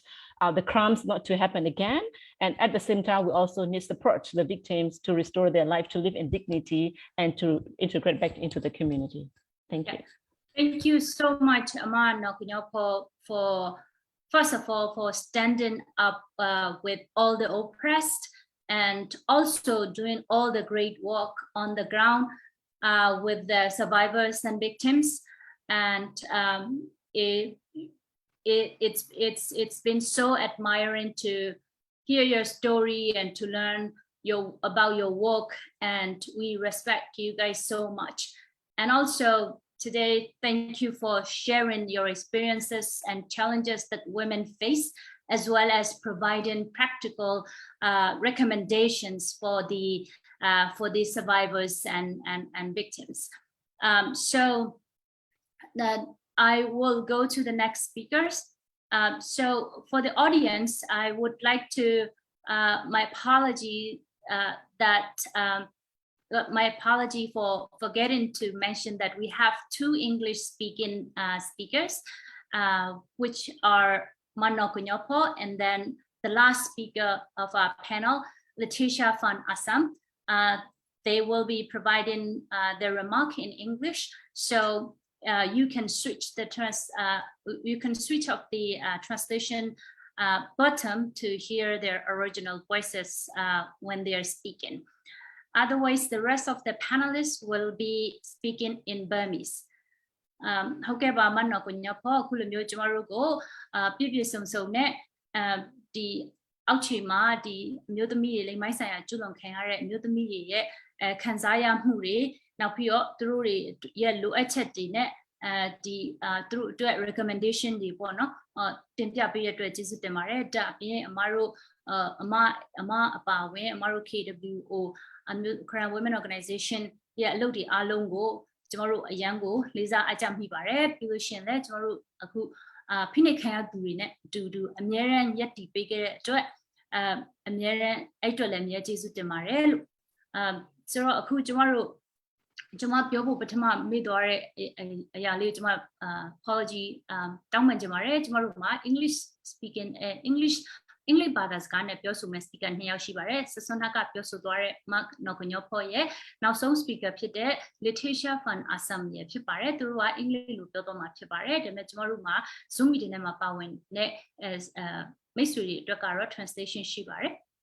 ဆိုတော့ Zoom meeting ကနေပြီးတော့နားထောင်ခြင်းနဲ့ဆိုလို့ရှိရင် translation off လုပ်ပြီးတော့သူတို့ရဲ့ original video ကိုနားထောင်နိုင်ပါတယ်အင်္ဂလိပ်လိုသူတို့အင်္ဂလိပ်လိုပြောတာကိုဗမာလိုနားထောင်ခြင်းနဲ့ဆိုလို့ရှိရင်တော့ဗမာ translation function ကိုသွားနှိပ်ပြီးတော့နားထောင်နိုင်ပါတယ်ရှင်ကျေးဇူးတင်ပါတယ်ဆိုတော့ကျမတို့အခုတတိယ speaker ကိုသွားမှာဖြစ်ပါတယ်ကျမတို့ရဲ့တတိယ speaker ကတော့ Moneli ဖြစ်ပါတယ် Moneli ဟာKachin Women Association မှာ16နှစ်ကြာအလုပ်လုပ်ခဲ့ပြီးတော့အတွင်းရေးမှူးဟောင်းတူလည်းဖြစ်ပါတယ်အခုအခါမှာတော့advocacy officer နဲ့ပြောရေးဆိုခွင့်ရှိသူတူအဖြစ်တာဝန်ယူလျက်ရှိပါတယ်မြန်မာနိုင်ငံနဲ့ထိုင်းနိုင်ငံကချင်အမျိုးသမီးလူဖွဲ့စည်းများနဲ့နိကတ်စွာအလုပ်လုပ်ကင်ပြီးတော့လူမှုကိစ္စများစွာကိုဖြည့်ရှင်းတဲ့အလွှာအသီးသီးရဲ့ဆုံးဖြတ်ချက်များအလွှာအသီးသီးဤဆုံးဖြတ်ချက်ချခြင်းများတွင်ပါဝင်နိုင်ရေးအတွက်လှုပ်ရှားခဲ့ပါတယ်ဒေသခံအာဏာပိုင်များရဲ့ဖိအားနဲ့အကြမ်းဖက်မှုများကြားမှာဆန္ဒပြမှုများကိုလည်းအစင်မပြတ်လှုပ်ရှားမှုများဖြင့်အမျိုးသမီးများရဲ့အသံတွေကိုတင်ပေါ်စေရန်အတွက်ကြိုးပမ်းခဲ့ပါတယ်သူမဟာဆိုလို့ရှိရင် Transitional Justice Network Asia နဲ့ Network for Human Rights Documentation Burma တို့မှာပါဝင်လျက်ရှိပြီးတော့ Women League of Burma ရဲ့အကြံပေးအဖွဲ့ဝင်တူလည်းဖြစ်ပါတယ်ဆရာမမွန်းနေလေးကို3မိနစ်စာပြောပြဖို့ဖိတ်ခေါ်ပါတယ်ရှင် ဟုတ်ကဲ့ကျေးဇူးတင်ပါတယ်ဒီလိုမျိုးအမျိုးသမီးများအတွက်အင်မတန်မှအရေးကြီးတဲ့တရားမျှတမှုဖော်ဆောင်နိုင်ဖို့အတွက်ပေါ့နော်ဒီလိုဆွေးနွေးပွဲမှာပါဝင်ခွင့်ရတဲ့အတွက်ကြောင့်လည်းဝမ်းသာပါတယ်လို့ဆိုတော့ဒီနေ့အောက်မေ့ပွဲနေ့လို့ပြောရမယ့်အခြေအနေမှာခါဒီစရာကောင်းတဲ့ဖြစ်ရဆိုးတွေပေါ့နော်ပြီးလို့ရှိရင်စိတ်ထိခိုက်စရာကောင်းတဲ့အဖြစ်အပျက်တွေကိုပြန်ပြီးတော့တတိရတဲ့အချိန်မှာကျမတို့ကချင်လူမျိုးစုအနေနဲ့ကျမတို့ကချင်အမျိုးသမီးထုအနေနဲ့လည်းအခုဖြစ်ပျက်ခဲ့တဲ့ဒီနေ့ရဲ့ဒီအောက်မြစ်ပွဲကိုလှုပ်ဆောင်ခဲ့တဲ့ရိုဟင်ဂျာအမျိုးသမီးတွေနဲ့အတူပေါ့နော်ထပ်တူခံစားရပါတယ်ပေါ့ဘာလို့လဲဆိုတော့ခါတီးမှုတွေနာကြီးမှုတွေဖြစ်ပျက်ခဲ့တဲ့ဒီအဖြစ်အပျက်တွေခါကျမတို့ကချင်ဒေသမှာလည်းအလားတူဖြစ်ပျက်ခဲ့တဲ့အရာတွေကိုကျမပြန်ပြီးတော့တတိယမိတာပေါ့နော်တတိယတဲ့အခါကျတော့ကျမတို့ကချင်ဒေသမှာလည်းဘလိုမျိုးခါတီးနာကြီးစရာကောင်းတဲ့အဖြစ်အပျက်တွေဖြစ်ပျက်ခဲ့တယ်လဲဆိုတဲ့အခြေအနေတစ်ခုကိုအနည်းငယ်ပြောပြချင်တာပေါ့နော်ဆိုတော့အထူးသဖြင့်ဒီကချင်ဒေသမှာဒီစစ်ပဋိပက္ခဖြစ်တဲ့အတွက်ကြောင့်မို့ဒီလူခွင့်ရေးချိုးဖောက်မှုတွေအများကြီးကြုံခဲ့ရတယ်ပေါ့နော်ဒါပေမဲ့ဒီစစ်ပဋိပက္ခဘာဖြစ်လို့ဖြစ်လာခဲ့ရတယ်လဲပြီးလို့ရှိရင်ဒီတိုင်းရင်းသားတွေကဘာကြောင့်လက်နက်ကတော်လှန်ရေးကိုဆင်နွှဲလာရတယ်လဲဆိုတော့အဓိကပြဿနာဖြေရှင်းနိုင်ဖို့အတွက်ပေါ့နော်အဓိကအချက်ကတော့1949ခုမှာချုပ်ဆိုခဲ့တဲ့ပြည်လုံစာချုပ်ကိုအကောင့်အထည်ဖော်ဆောင်မှုမရှိဘဲနဲ့ဒီတိုင်းရင်းသားလူမျိုးဝစုတွေပြီးလို့ရှိရင်မြန်မာနိုင်ငံပြည်ထောင်စုမှာနေထိုင်တဲ့လူမျိုးတိုင်းရဲ့အခွင့်အရေးကိုဖြစ်နှိပ်ချုပ်ချယ်မှုတွေတရားမျှတမှုတွေပေါ်ဆောင်တဲ့အခြေအနေတွေမရှိတဲ့အချက်အလက်တွေကြောင့်မို့အခုချိန်ထိတိုင်းရင်းသားတွေကလက်နက်ကင်ပြီးတော့တော်လှန်ခဲ့ရတာဖြစ်ပါတယ်ဆိုတော့ကျမတို့ဒီလက်နက်ကင်တော်လှန်ရေးလှုပ်ဆောင်ခဲ့မှုအတွက်ကြောင့်မို့လဲကျမတို့ကချင်ဒေသဟာစေစုနှစ်ပေါင်းများစွာစစ်ပွဲတွေနဲ့ကြုံခဲ့ရတာပေါ့နော်ဆိုတော့ကျမတို့ဒီကချင်ဒေသမှာအထူးသဖြင့်ကချင်လူမျိုးကိုတိုက်ခိုက်ဖို့အတွက်ရှင်းလင်းဖို့အတွက်အင်္ဂလိပ်လိုပြောရမယ်တော့ethnic cleansing ပေါ့နော်အဓိကဒီလူမျိုးတစ်မျိုးကိုပပျောက်ဖို့အတွက်ညီးပေါင်းစုံနဲ့ကျမတို့ခံခဲ့ရတာတွေအများကြီးရှိပါတယ်ပေါ့နော်အထူးသဖြင့်ဒီအမျိုးသမီးတွေကိုပြစ်မှတ်ထားတဲ့ကိစ္စဖြစ်ပါတယ်အမျိုးသမီးကိုပြစ်မှတ်ထားတယ်ဆိုတဲ့အထက်မှာဆိုလို့ရှိရင်ဒီလင်ပိုင်းဆိုင်ရာအကြမ်းဖက်မှုပေါ့နော်ဒါကိုလက်နက်တစ်ဖွဲ့အသုံးပြုပြီးတော့ကျမတို့အမျိုးသမီးတွေခံစားခဲ့ရတာကတော့ဒီစေစုနှစ်ပေါင်းများစွာဖြစ်နေခဲ့ပြီပေါ့နော်ဆိုတော့ဒီဖြစ်ပျက်တွေကိုကြည့်မယ်ဆိုလို့ရှိရင်အထူးသဖြင့်ဒီကင်းလွတ်ခွင့်ပေးနေတဲ့ဒီစစ်တပ်ရဲ့မူဝါဒလမ်းစဉ်ပေါ့နော်ဒါတွေကြောင့်မို့ပို့ပြီးတော့ဆိုးဆိုးဝါးဝါဖြစ်နေတယ်ဆိုတဲ့ဟာကိုကျမတို့အနေနဲ့တွေ့ရပါတယ်အထူးသဖြင့်ဒီကချင်ဒေသမှာကြုံခဲ့ရတဲ့အဖြစ်အပျက်တွေကိုအနည်းငယ်ပြောပြရမယ်ဆိုလို့ရှိရင်ဗမာစစ်တပ်တွေကချင်ဒေသတွေမှာကချင်ရွာတွေမှာရောက်လာပြီဆိုလို့ရှိရင်လက်နက်တွေကိုဗျမ်းမတာပြစ်ခတ်တာတွေရှိတယ်ဒီရွာသူရွာသားတွေကိုတွေ့ပြီဆိုလို့ရှိရင်လည်းပြစ်တက်တာပေါ့နော်ရည်ရွယ်ချက်ရှိရှိနဲ့ပြစ်တက်တဲ့ကိစ္စတွေကိုအများကြီးကျမတို့ကြုံခဲ့ရတယ်ပြီးလို့ရှိရင်လူခွင့်ရေးချိုးဖောက်မှုပေါင်းစုံချိုးဖောက်မှုတွေပြုလုပ်ခဲ့တယ်အထူးသဖြင့်တော့ဒီလိမ်ပိုင်းဆိုင်ရာအကြမ်းဖက်စော်ကားခံရမှုဒါကတော့လုံးဝဆိုးဆိုးဝါးဝါနဲ့ခွင့်မလွတ်နိုင်စရာပေါ့နော်ခါးသီးတဲ့အဖြစ်အပျက်တွေအများကြီးလဲကျမတို့ကချင်ဒေသမှာဒီအခုချိန်ထိပေါ့နော်ကျမတို့ကြုံတွေ့ခံစားနေရတဲ့အခြေအနေဖြစ်ပါတယ်ပေါ့ဆိုတော့ဒီလေအဖြစ်အပျက်ဆိုကြီးဖြစ်နေတဲ့အချက်လက်ကိုပြောရမယ်ဆိုလို့ရှိရင်ဒီအမျိုးသမီးတွေအထူးသဖြင့်ခုနကဒီအစောပိုင်းမှာပေါ့နော်ဒီဗီဒီယိုပြသတဲ့အထဲမှာလဲပါသွားတဲ့ဒီဆရာမနှစ်ဦးပေါ့နော်ဒီ volunteer လုပ်တဲ့စေတနာဝန်ထမ်းဆရာမနှစ်ဦးရဲ့အဖြစ်အပျက်နဲ့အလားတူဖြစ်ပျက်ခဲ့တဲ့အဖြစ်အပျက်တွေအများကြီးကျမတို့မှာရှိခဲ့ပါတယ်လူအစုလိုက်မဒိန်ကျင့်တယ်ပြီးလို့ရှိရင်နှင်းပန်းနှိမ့်ဆက်တယ်ပြီးလို့ရှိရင်နောက်ဆုံးအသက်ကိုပါတပ်ဖြတ်ခဲ့တဲ့အဖြစ်အပျက်ဆိုးကြီးတွေကတော့ဒီများစွာကျမတို့ကချင်ဒေသမှာဖြစ်ပျက်ခဲ့တာတွေရှိပါတယ်ပေါ့ပြီးလို့ရှိရင်ဒီအမျိုးသမီးတွေအထူးသဖြင့်ဒီပေါ်တာဆွဲတဲ့ပေါ်တာထဲမှာပါသွားတဲ့အမျိုးသမီးတွေဆိုလို့ရှိရင်လည်း ဒီတလန်းလုံးပေါ့နော်ဒီပေါ်တာဆွဲခံရတဲ့ဒီတလန်းလုံးမှာဒီအမျိုးသမီးတွေဟာလိမ်ပိုင်းဆိုင်ရာအကြမ်းဖက်မှုတွေပြီးလို့ရှိရင်သူတို့ရဲ့ဒီစစ်အဓိကတော့ဒီသူတို့စစ်ဥဆောင်တဲ့လူတွေပေါ့နော်အထူးသဖြင့်ဒီဘူကြီးတွေရဲ့သူတို့ရဲ့ဒီလိမ်ပိုင်းဆိုင်ရာဖြိုဖေပေးတဲ့အခြေအနေတွေကိုလုပ်ပေးရတယ်ဒီအမျိုးသမီးတွေပေါ့နော်ဆိုတော့ကျမတို့ရထားတဲ့သတင်းအချက်လက်အရာပြောရမယ်ဆိုလို့ရှိရင်လည်းဒါတွေကတော်တော်လေးဆူဆူဝါးဝါးဖြစ်တယ်ဆိုတော့ကျမတို့မရတဲ့အချက်လက်တွေလည်းအများကြီးရှိနေသေးရပါတော့เนาะဒါကျမတို့တွေ့မြင်ရတယ်ဒီလက်နက်ကိုင်တော်လှန်ရေးတိုက်ပွဲတွေမဖြစ်တဲ့နေရာတွေမှာလည်းလိမ်ပိုင်းဆိုင်ရာအကြမ်းဖက်မှုတွေအထူးသဖြင့်အထက်တန်းကျောင်းသူတွေပေါ့နော်အထက်တန်းကျောင်းသူတွေကိုစစ်တပ်ထဲအတင်းအဓမ္မခေါ်ပြီးတော့မဒိန်းကျင့်တဲ့အစုလိုက်အပြုံလိုက်မဒိန်းကျင့်တဲ့ကိစ္စတွေကျမတို့ကချင်ဒေသမှာဖြစ်ပျက်ခဲ့ပါတယ်ပြီးလို့ရှိရင်ဒါတည်းမကဘူးပေါ့နော်ဒီကျောင်းသွားတဲ့လမ်းမှာအမျိုးသမီးငယ်လေးတွေကျောင်းသူလေးတွေမဒိန်းကျင့်ခံရတယ်ပြီးလို့ရှိရင်လေသွားတဲ့အလုတ်သွားတဲ့လမ်းမှာလည်းမဒိန်းကျင့်ခံရတဲ့ဟာတွေဆိုတော့ဒီလိုမျိုးဆူဆူဝါးဝါးဖြစ်တဲ့အဖြစ်အပျက်တွေကျမတို့ကချင်ဒေသမှာလည်းအများကြီးကြုံနေခဲ့ရတာပေါ့နော်ဆိုတော့ဒီစစ်တပ်တွေကျူးလွန်တဲ့အမှုတွေဆိုလို့ရှိရင်အမှုမှန်ဖော်ထုတ်ဖို့အတွက်ဆိုရင်အင်မတန်ခက်ခဲပါတယ်ကျမတို့ဒီအဖွဲ့အစည်းအနေနဲ့ဆိုလို့ရှိရင်လည်းဒီနှစ်ပေါင်းများစွာပေါ့နော်ဒီတရားမျှတမှုအတွက်ကျမတို့စ조사ရုန်းကန်ခဲ့ရတာတွေအများကြီးရှိတယ်ဒါပေမဲ့အထူးသဖြင့်စစ်တပ်ကျူးလွန်ပြီဆိုလို့ရှိရင်အမှုမှန်ဖော်ထုတ်ဖို့ခက်ခဲတယ်တရားမျှတမှုရှာဖို့အတွက်အခက်အခဲတွေအများကြီးကြုံရတယ်ဒီထဲမှာဆိုလို့ရှိရင်ဒီဥပဒေပိုင်းဆိုင်ရာအထောက်အကူပြုတဲ့ပုံကိုယ်တွေချင်းချောက်ခံရတာတွေပြီးလို့ရှိရင်ဒီကျူးလွန်ခံရတဲ့သူအပါအဝင်ပေါ့နော်သူတို့ရဲ့ဒီမိသားစုဝင်တွေကိုချင်းချောက်ခံရတဲ့စစ်တပ်ကနေချင်းချောက်ခံရတဲ့အရာတွေအများကြီးကျမတို့ကြုံခဲ့ရတဲ့ဟာတွေရှိပါတယ်ဆိုတော့တရားစွဲဆိုမယ်ဆိုလို့ရှိရင်လည်းဒီတရားခွင်မှာပေါ့နော်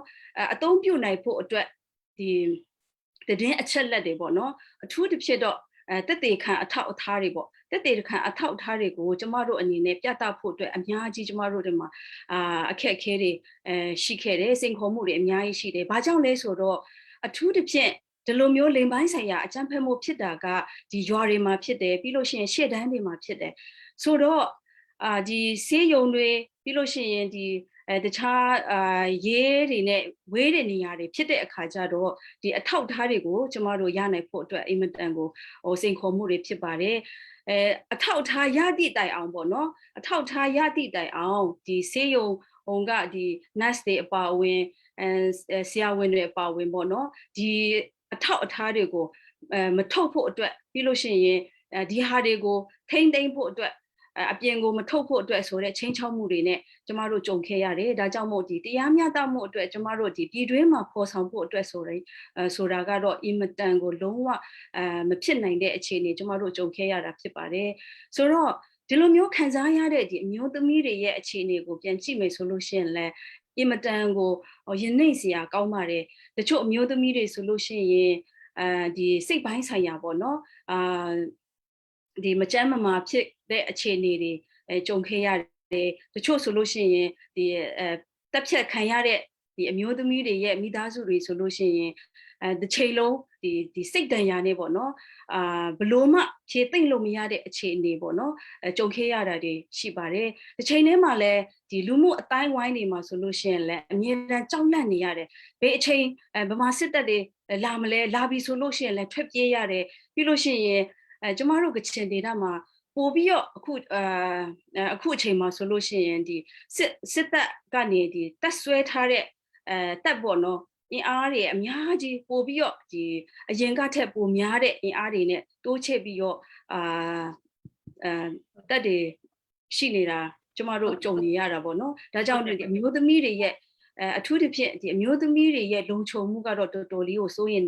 ရတဲ့အခြေအနေတစ်ခုဖြစ်နေတယ်ပေါ့ဒါကြောင့်မို့အထူးသဖြင့်တော့ဒီတရားမျှတမှုအတွက်ပြောရမယ်ဆိုလို့ရှိရင်ဒီခံရတဲ့အမျိုးသမီးတွေရဲ့စိတ်ပိုင်းဆိုင်ရာပေါ့နော်ကုစားပေးမှုတွေလိုအပ်တဲ့အခြေအနေတွေကိုပံ့ပိုးပေးမှုတွေအထူးသဖြင့်ဒီအမှန်တရားထုတ်ဖော်နိုင်တဲ့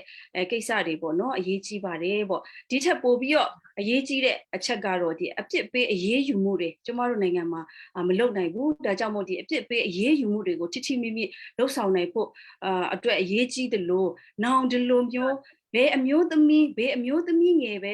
ဲဖြစ်ဖြစ်ထပ်ပြီးတော့ဒီလိုမျိုးအဖြစ်ဆိုးကြီးပြန်ပြီးတော့မခံစားရအောင်ပေါ့နော်ဒါတွေကိုထိမ့်သိမ်းနိုင်ဖို့အတွက်ဒီကိစ္စတွေကိုရပ်တန့်နိုင်ဖို့အတွက်အင်မတန်အရေးကြီးတယ်ဆိုတဲ့ဟာကိုကျမတို့မြင်တွေ့ရပါတယ်ပေါ့ဟုတ်ကဲ့ပါကျေးဇူးတင်ပါတယ်ဟုတ်ကဲ့ပါမမွန်နယ်လီအရန်ကျေးဇူးတင်ပါတယ်အခုလိုမျိုးပြည့်ပြည့်စုံစုံလေးပြောကြားပေးတဲ့အတွက်အခုချိန်မှာအနာသိမ့်ပြီးရဲ့နောက်ပိုင်းမှာဆိုလို့ရှိရင်အမျိုးသမီးတွေဟာဆက်လက်ပြီးတော့ဒီလိုလိမ်ပိုင်းဆိုင်ရာအကြမ်းဖက်ခံရဖို့အတွက်အမတန်မှသူတို့ဟာဒီ risk ကိုရှိနေတယ်ဆိုတဲ့ဟာကိုပေါ့နော်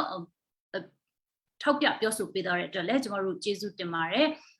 ်နောက်ပြီးတော့ဒီပြည်တွင်းတရားစီရင်ရေးစနစ်ဟာဆိုလို့ရှိရင်ဒီအမျိုးသမီးလိမ်ပိုင်းဆိုင်ရာကျူးလွန်ခံရတဲ့အမျိုးသမီးတွေအတွက်ကိုတရားမျှတမှုဖော်ဆောင်ဖို့မဖြစ်နိုင်ဘူးဆိုတဲ့အကြောင်းရင်းချက်တွေကိုလည်းထောက်ပြပေးသွားတဲ့အတွက်အရန်ကျေးဇူးတင်ပါတယ်အခုကျမတို့အချိန်ကလည်းအရန်လင့်နေပြီဆိုတော့ကျမတို့ရဲ့စတုထ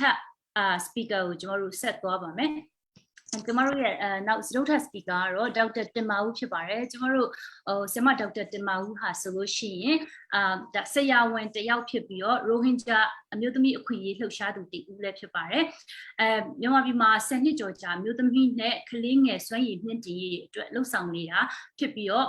ဆရာမဟာဆိုလို့ရှိရင် single mother တဦးဖြစ်ပါတယ်စာရေးဆရာမနဲ့ blogger တဦးလည်းဖြစ်ပါတယ်ဆရာမဟာသူ့ရဲ့ဒီအမျိုးသမီးရေးလှုပ်ရှားမှုခရီးစဉ်ကိုကျမတို့ရဲ့ Women's Peace Network နဲ့ကနေပြီးတော့စတင်ခဲ့သူတူလည်းဖြစ်ပါတယ်မြန်မာပြည်မှာရှိရဲ့ဒီအမျိုးသမီးများပေါ်လိမ့်မိုင်းဆိုင်ရာအကြမ်းဖက်မှုတားဆီးရေးအမျိုးသမီးလွတ်လပ်ရေးတို့အတွက်ဆောင်းပါးတွေနှောင့်များစွာကိုလည်းရေးသားခဲ့သူဖြစ်ပါတယ်လက်ရှိအချိန်မှာတော့ဆရာမဟာ Center for Social Integrity မှာ Program Coordinator အနေနဲ့အလုပ်လုပ်ကိုင်လျက်ရှိပါတယ်ဆရာမကိုကျမတို့ Women Peace Network မှာရှိတော့ဆိုလို့ရှိရင်လည်းဒီရခိုင်မှာကျူးလွန်နေခဲ့တဲ့စစ်တပ်ကနေပြီးတော့ကျူးလွန်ခဲ့တဲ့ဒီဖြစ်စဉ်တွေကိုကိုယ်တိုင်ကိုကြ documentation တွေမှတ်တမ်းတင်ပြုစုခဲ့သူလည်းဖြစ်ပါတယ်အဲ့ဒီတော့ဆိုလို့ရှိရင်ဒါဗမာပြည်တွင်းမှာရှိရဲ့မြန်မာပြည်သူတော်တော်များများဟာဒီလိုမျိုးဖြစ်နေတဲ့ဟာကိုဒီရခိုင်မှာကျူးလွန်မှုတွေဖြစ်နေတဲ့ဟာကိုမသိကြပါဘူးဆရာမဟာဆိုလို့ရှိရင်လည်းရန်ကုန်မြို့မှာနေထိုင်ပြီးတော့ရခိုင်မှာဖြစ်ပျက်နေတာကိုမသိခဲ့ဘူးပေါ့နော်အခုဆရာမရဲ့ documentation တွေကမှတဆင့်ဆရာမသိရတဲ့အတွက်ကြောင့်မလို့ဆရာမရဲ့အတွေ့အကြုံခန်းစားချက်ကို reflection လေးလုပ်ပေးဖို့မြစ်တာရခံပါတယ်ပြီးတော့အမျိုးသမီးတွေရဲ့ပါဝင်မှုအမျိုးသမီးတွေဟာတရားမျှတမှုဒီမှာပါဝင်ဖို့ဘာကြောင့်လို့တလဲဆိုတော့အကြောင်းအရာလေးတွေကိုလည်းဆွေးနွေးပေးဖို့3မိနစ်စာဆွေးနွေးပေးဖို့ဖိတ်ခေါ်ပါတယ်လို့ကျေးဇူးတင်ပါတယ်အခုလိုမျိုးအရင်ကောင်းမွန်တဲ့introduce လုပ်ပေးတာပေါ့နော်ရှေ့မှာအမတွေညီမတွေကလည်းစုံစုံလင်လင်နဲ့ပေါ့နော်သူတို့ data တွေမှာလည်းဘယ်လိုမျိုးလူခွင့်ရေးချိုးဖောက်မှုတွေနောက်တစ်ခါဒီ sexual violence တွေပေါ့နော်လုပ်ခဲ့တယ်ဆိုတော့ပြည့်ပြည့်စုံစုံပြောသားပြီးပြီဆိုတော့လေကျမကတော့အခုတုံနဲ့ပေါ့နော်အဓိက message လေးကိုပဲအလေးထားပြီးပြောချင်တယ်ပေါ့နော်ဆိုတော့ကျမတို့နိုင်ငံမှာကလေလူမျိုးအသေးလေးတွေပေါ့လူမျိုးငယ်တွေပေါ့နော်အများကြီးရှိတဲ့အခါကျတော့ပြောရမယ်ဆိုဘယ်လူတူတယောက်မဆိုပေါ့နော်ဒ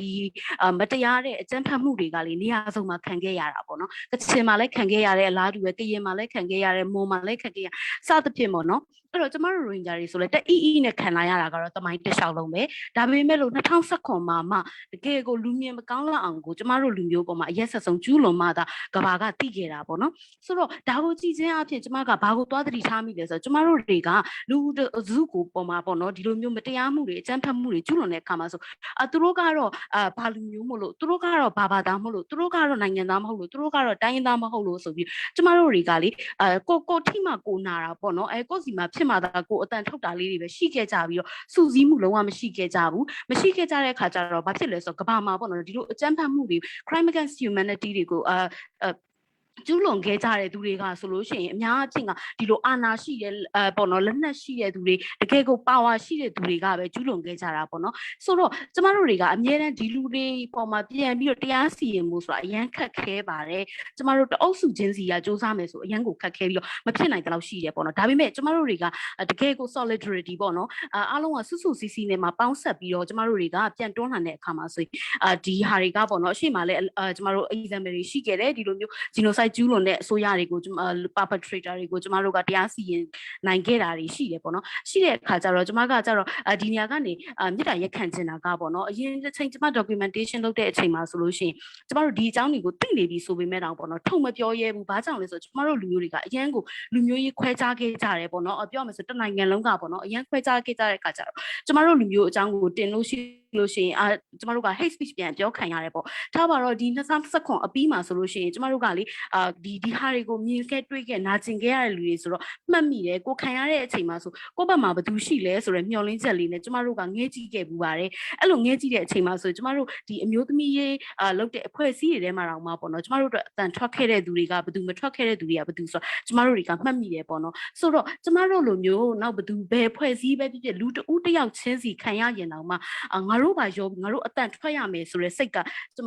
ဒီအတိတရားပေါ့နော်ကျမတို့လူမျိုးတွေမှာကောင်းကောင်းရခဲ့တယ်အဲ့လိုပဲကျမတို့ကအခုချိန်မှာဆိုလို့ရှိရင်လည်းပြည်ပြည်ဆိုင်ရာမှာပေါ့နော်ဒီမြန်မာပြည်တပြည်တည်းတောင်မကဘူးကျမတို့အပြည်ပြည်ဆိုင်ရာမှာဘယ်အမျိုးသမီးဖြစ်ဖြစ်ဘယ်အမျိုးသားဖြစ်ဖြစ်ဒီလိုမျိုးကျူးလွန်ခံရတယ်ဆိုရင်ငါတို့ကိုညီပြီးအတန်ထွက်ရမယ်ဆိုတဲ့စိတ်ကိုကျမတို့ကသိသွားတယ်ပေါ့နော်ဆိုတော့ကျမအနေနဲ့ကတော့ဒီနေရာမှာတွတ်နဲ့ပေါ့နော် message ပေးရမယ်ဆိုလို့ရှိရင်ဒီအချိန်ကကျမတို့မြန်မာတိုင်းနိုင်ငံလုံးကဆိုလို့ရှိရင်ပြောမယ်ဆို enlighten ဖြစ်သွားတဲ့အချိန်ကိုတော့ပြောလို့ရတယ်ပေါ့နော်အရင်ကဆိုလို့ရှိရင် victim blaming ပေါ့နော်ဒီခံရတဲ့လူမျိုးစုပေါ်မှာပဲ blame လုပ်ပြီးတော့ဒါစစ်ဖြစ်နေတာပဲစစ်ဖြစ်လို့တဲ့နေရာမှာ rape လုပ်တာဆန်းလားဆိုတဲ့အမြင်မျိုးပဲရှိခဲ့တာလीနော်အခုတော့တိုင်းနိုင်ငံလုံးကစစ်ပွဲဖြစ်သွားကြတဲ့အချိန်မှာဆိုလူအားလုံးကသိသွားပြီဘယ်သူက bad guy လဲဆိုတာလည်းသိသွားပြီဆိုတဲ့ခါကျတော့ကျမတို့အားလုံးကစုစုစည်းစည်းနဲ့ပေါ့နော်ဒါတွေကိုတွန်းလှန်ဖို့လိုသလိုကျမတို့ဒီခံခဲ့ရတဲ့လူမျိုးစုတိုင်းရဲ့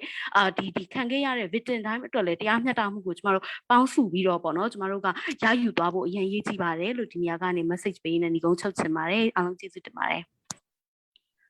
ကျေးဇူးအများကြီးတင်ပါတယ်အမအခုလိုမျိုးပြန်လဲအမသုံးသက်ပေးရဲ့အတွက်ကြောင့်မို့လို့ဆင်မကိုကျေးဇူးတင်ပါတယ်เนาะအခုဆက်လက်ပြီးတော့ကျမတို့ရဲ့နောက်ထပ် speaker ကိုကျွန်တော်ဖိတ်ခေါ်ပါမယ်ကျမတို့ရဲ့ principal speaker ကတော့ဆင်မခင်ဦးမာဖြစ်ပါတယ်ဆင်မခင်ဦးမာဟာဆိုလို့ရှိရင်1988ခုနှစ်တည်းကဒီနိုင်ငံလုံးဆိုင်ရာဒီမိုကရေစီလှုပ်ရှားမှုဥမှာကျောင်းသားတက်ကြွလှုပ်ရှားသူတူအဖြစ်ဦးဆောင်ခဲ့ပြီးတော့သူမရဲ့လူအခွင့်အရေးလှုပ်ရှားမှုတွေကိုစတင်ခဲ့တာဖြစ်ပါတယ်စစ်တပ်ကနေပြီးတော့ဒီကျမတို့ဒီ88အရေးခင်းကို88လှုပ်ရှားမှုကိုအကြမ်းဖက်ဖြိုခွင်းမှုတွေပြုလုပ်ခဲ့ပြီးတော့စစ်အာဏာသိမ်းပြီးတဲ့နောက်ပိုင်းမှာမြန်မာဒီမိုကရေစီတိုက်ပွဲဆက်လက်ဆင်နွှဲနိုင်ဖို့အတွက်ထောင်နဲ့ချီတဲ့တခြားသောကျောင်းသားများစွာနဲ့အတူတူထိုင်းနိုင်ငံမြန်မာနယ်စပ်ကိုထွက်လာခဲ့ပါတယ်အဒီကလေးကစပြီးတော့လွန်ခဲ့တဲ့နှစ်30အတွင်းမှာ Women League of Burma Partnership Progressive Voice စတဲ့ဖွဲ့စည်းများအပါအဝင်ရပ်ဖွဲ့ဖွဲ့စည်းများစွာကိုတည်ထောင်ခဲ့ပြီးတော့ပြည်တွင်းပြည်ပမှာဒီမိုကရေစီလှုပ်ရှားမှုပြည်ပကနေပြီးတော့ဒီမိုကရေစီလှုပ်ရှားဆက်လက်လှုပ်ရှားနေခဲ့သူဖြစ်ပါတယ်ဒီနေ့ဆီယမကိုကျွန်မအနေနဲ့မြစ်တာရက်ခံချင်တာကဆီယမရဲ့ဒီ reflection ပေါ့နော်ဒီအမျိုးသမီးတွေပေါ်မှာဒီလိုမျိုးကျမတို့ကျူးလွန်မှုတွေဖြစ်ခဲ့တဲ့ Rohingya လူမျိုးတွေပေါ်မှာကျူးလွန်မှုတွေဖြစ်ခဲ့တဲ့တခြားတိုင်းရင်းသားလူမျိုးစုတွေပေါ်မှာကျမတို့ကျူးလွန်မှုတွေဖြစ်ခဲ့တဲ့တခြားလုံးမှာဒီနိုင်ငံတကာနဲ့ပြည်တွင်းပြပဟိုဟာပေါ့နော် response တွေပေါ့နော်တုံ့ပြန်မှုတွေဘယ်လိုရှိခဲ့တယ်လဲအထူးသဖြင့်တရားမျှတမှုဖော်ဆောင်နိုင်ရေးအတွက်ဘယ်လိုတုံ့ပြန်မှုတွေရှိခဲ့တယ်လဲဆိုတဲ့ဟာလေးကိုကျမတို့ reflect လုပ်ပေးစေချင်ပါတယ်ပြီးလို့ရှိရင်ဒီလိင်ပိုင်းဆိုင်ရာကျူးလွန်ခံရသူအမျိုးသမီးဒီအတွက်တရားမျှတမှုဆိုတာဘာလဲဘယ်လိုနားလည်တယ်လဲဘယ်လိုဖြစ်တင်တယ်လဲဆိုတော့အကြောင်းချက်လေးတွေကိုလည်းမျှဝေပေးစေလိုပါတယ်လို့ကျေးဇူးတင်ပါတယ်ဟုတ်ကဲ့ကျေးဇူးပါဝေးကျွန်မ3မိနစ်အတွင်းမှာစ조사ပြီးတော့မှကျွန်မတင်ပြကြည့်ပါမယ်เนาะအားလုံးပဲကျွန်မမင်္ဂလာပါဒီနေ့စပြီးတော့မှကျွန်မစပြီးတော့ဖလှယ်ချင်တာကတော့ကြံခဲ့တဲ့4နှစ်မှာရိုဟင်ဂျာမျိုးသမီးတွေရိုဟင်ဂျာညီအမတွေမရင်းချင်းခံရတယ်ဆိုတဲ့ကိစ္စပေါ်မှာကျွန်တော်တို့မြန်မာလူအတိုင်းဝိုင်းကနေပြီးတော့မှမြန်မာလူအတိုင်းဝိုင်းကနေပြီးတော့မှဆိုးဆိုးဝါးဝါတွေပြောဆိုခဲ့တာတွေเนาะမယုံကြည်မှုတွေနဲ့ပြောဆိုခဲ့တာတွေအများကြီးရှိခဲ့တာအဲ့ဒီတော့ကကျွန်မအနေနဲ့တတ်နိုင်တဲ့များဒီကိစ္စနဲ့ပတ်သက်လို့ရှိရင်ပညာပေးတွေလည်းစ조사ပြီးတော့တတ်နိုင်တဲ့များလုပ်တယ်ဘာလို့လဲဆိုတော့ကျွန်မရဲ့ဖြတ်သန်းမှုတစ်လျှောက်လုံးမှာတပ်မတော်ကနေပြီးတော့မှအထူးသဖြင့်ဒီတိုင်းရင်းသားဒေသတွေမှာတိုင်းရင်းသားလူနည်းစုအမျိုးသမီးတွေအပေါ်မှာမရင်းကျင့်တယ်ဆိုတဲ့ကိစ္စကို တိခဲ့ရတာ1986ကလေးကတိခဲ့ရတာတိတ်ကြသွားပြီကျမတက်ကတူတက်ပြီးဒုတိယနှစ်မှာရဲ့နော်ဆိုတော့တိတ်ကြသွားတဲ့ဒီကိစ္စတစ်ခုမှာသူတို့ရဲ့လုံပုံကိုင်ပုံနော်ဒီစစ်တပ်ကနေပြီးတော့မှအပြစ်ပေးအရေးယူခံရမှုလုံးဝမရှိဘဲနဲ့ဥပဒေထက်ကနေပြီးတော့မှဒီကိစ္စတွေနဲ့ပတ်သက်လို့ရှိရင်လုံးဝအောက်ခြေတပ်သားတွေကိုတေးသေးချာချာကိုသူတို့ကလောက်ခွင့်ပေးထားနေတဲ့ဥစ္စာဟာကျမတို့ကတိလာတာ1986ကျမကတိလာတာ1986တည်းကဒါကြောင့်မလို့အဲ့ဒီလိုမျိုးဒီလိုအပြစ်ပေးရေးယူမခံရဘဲနဲ့နှစ်ပေါင်းများစွာဆယ်စုနှစ်နဲ့ချီပြီးတော့မှသူတို့ဒီဒါကိုenjoy လုပ်နေတဲ့เนาะဒီလိုမျိုးအပြစ်ပေးရေးယူခံရမှုမရှိတာကိုခံစားနေရတဲ့အကျိုးကိုခံစားနေရတဲ့ဥစ္စာကိုကျမတို့ကရက်တန်းကရက်နိုင်မှသာလျင်ကျမတို့မြန်မာနိုင်ငံမှာနောက်လာနောက်သားမျိုးဆက်တွေเนาะအားလုံးအမျိုးသမီးအထူးသဖြင့်အမျိုးသမီးတွေဒီလိုမျိုးအကြမ်းဖက်ခံရမှုတွေကနေမှကင်းလွတ်နိုင်မှာဖြစ်တယ်တခုတည်းပဲရှိတယ်ဒီနေ့ကအဲ့ဒါဘာလဲဆိုလို့ရှိရင်ကျူးလွန်သူတွေเนาะအဲ့လိုကျူးလွန်ခွင့်ကိုပေးထားတဲ့သူတွေကိုကျမတို့ကနိုင်ငံတကာဥပဒေနဲ့တရားရုံးတင်နိုင်မှသာလျင်เนาะသူတို့ကိုဥပဒေရှေ့မှောက်မှာတရားစီရင်မှုနဲ့တာဝန်ယူမှုတာဝန်ခံမှုဖော်ဆောင်နိုင်မှသာလျင်ကျမတို့ဒါတွေကိုရပ်တန့်နိုင်မှာဖြစ်တယ်လို့စပြောချင်ပါတယ်ကျမရဲ့တက်တန်းမှာဆိုလို့ရှိရင်ဒီတိုင်းရင်းသူအမျိုးသမီးတွေကြားထဲမှာမြန်မာစစ်တပ်ကနေပြီးတော့မရင်းချင်းတဲ့ဆိုတဲ့ကိစ္စကို1998မှာတည်းကကျမစပြီးတော့မှဒီအကြမ်းဖက်လိမ်ပိုင်းဆိုင်ရာအကြမ်းဖက်ခံခဲ့ရတဲ့အမျိုးသမီးတွေနဲ့စပြီးတော့မှတွေ့ကြုံခဲ့ရတာ1998ကစတာပါเนาะ1998နောက်ပိုင်းမှာကျမလာဟူကချင်စသဖြင့်တိုင်းရင်းသူတွေကြားထဲမှာကျမဒီလိုမျိုးအများကြီးသူတို့ရဲ့ဖြတ်တန်းရတဲ့နာကြီးစရာเนาะဖြတ်တန်းရတဲ့ဘဝအတွေ့အကြုံတွေကိုကျမအများကြီးကြားခွင့်ရခဲ့တယ်ညနေချင်းဆိုင်ထိုင်ပြီးတော့မှသူတို့ရဲ့ဖလှယ်မှုတွေကိုနားထောင်ခဲ့ရပါတယ်2018ခုမှာတော့ Cox's Bazar ကရိုဟင်ဂျာညီမတွေစီကိုလည်းတွားရောက်ပြီးတော့မှသူတို့ရဲ့ရင်ဖွင့်မှုတွေကိုလည်းကျမနားထောင်ခဲ့ရတယ်ဆိုတော့သူတို့ရဲ့ပြောပြတဲ့ဥစ္စာတွေဟာကျမရဲ့နှလုံးသားထဲမှာเนาะမျက်စိထဲမှာဘရောမှဖျောက်ဖျက်လို့မရနိုင်တဲ့အင်မတန်မှရှင်းရှင်းလင်းလင်းနဲ့အမြဲတမ်းထင်းထင်းရှင်းရှင်းမြင်နေရတဲ့မှတ်တမ်းတွေเนาะဘဝမှတ်တမ်းတွေဖြစ်ပါတယ်ဆိုတော့ဒီညီမတွေကျမကိုရုံရုံချီချီပြောပြတဲ့ပုံမှာလည်းကျမအမြဲတမ်းကျေးဇူးတင်ရပါတယ်ဒီဟိုဆိုလို့ရှိရင်ကျမတို့ဒီလာဟုအမျိုးသမီးတယောက်ဆိုလို့ရှိရင်ကျမကိုပြောပြတယ်သူ့ကိုမရင်းကျင်တာကမြန်မာစစ်သား9ယောက်သူအလုပ်လုပ်နေတဲ့လေတော်ထဲမှာသူကျမကိုဗာပြောလဲဆိုတော့ကျမနဲ့တွေ့တဲ့အချိန်မှာအမားတဲ့4ယောက်သာဆိုလို့ရှိရင်တဲ့ကျမကတဲ့တွန်းလှန်နိုင်နေတဲ့ကျမကတဲ့အားကောင်းတဲ့အမျိုးသမီးတယောက်ဖြစ်တယ်ပေါ့နော်လဲလောက်တယ်ပေါ့သူနော်4ယောက်ဆိုသူဒါကိုတွန်းလှန်နိုင်တယ်သူပြေးနိုင်တယ်ဒါပေမဲ့9ယောက်နဲ့ကျမဘာမှမလုပ်နိုင်ခဲ့ဘူးဆိုတော့ပြောချင်တာကဘာလဲဆိုတော့ကျမတို့ဒီအဲ့ဒီ1998မှာကလေးကအခုလိုမျိုးအုပ်စုလိုက်နဲ့မရင်းချင်းတဲ့ကိစ္စတို့ဘာလို့ဆိုတာတွေကတိုင်းရင်းသားဒေသတွေမှာအများကြီးဖြစ်နေပြီကျမတို့မြို့မှာနေတဲ့သူတွေကဒါအထူးသဖြင့်ဗမာမြန်မာလူမျိုးစုတွေကဒါမသိခဲ့တာဖြစ်တာပေါ့နော်ဆိုတော့တရားမျှတမှုဆိုတာဘာကိုပြောတာလဲပြန်ပြီးကြည့်မယ်ဆိုရင်တရားမျှတမှုနဲ့ခုနကတာဝန်ယူမှုတာဝန်ခံမှုဆိုတာကတွဲရက်ဖြစ်တယ်ကျူးလွန်ခံရတဲ့သူတွေနစ်နာသွားတဲ့သူတွေအတွက်တရားမျှတမှုကိုဖော်ဆောင်တဲ့အခါမှာ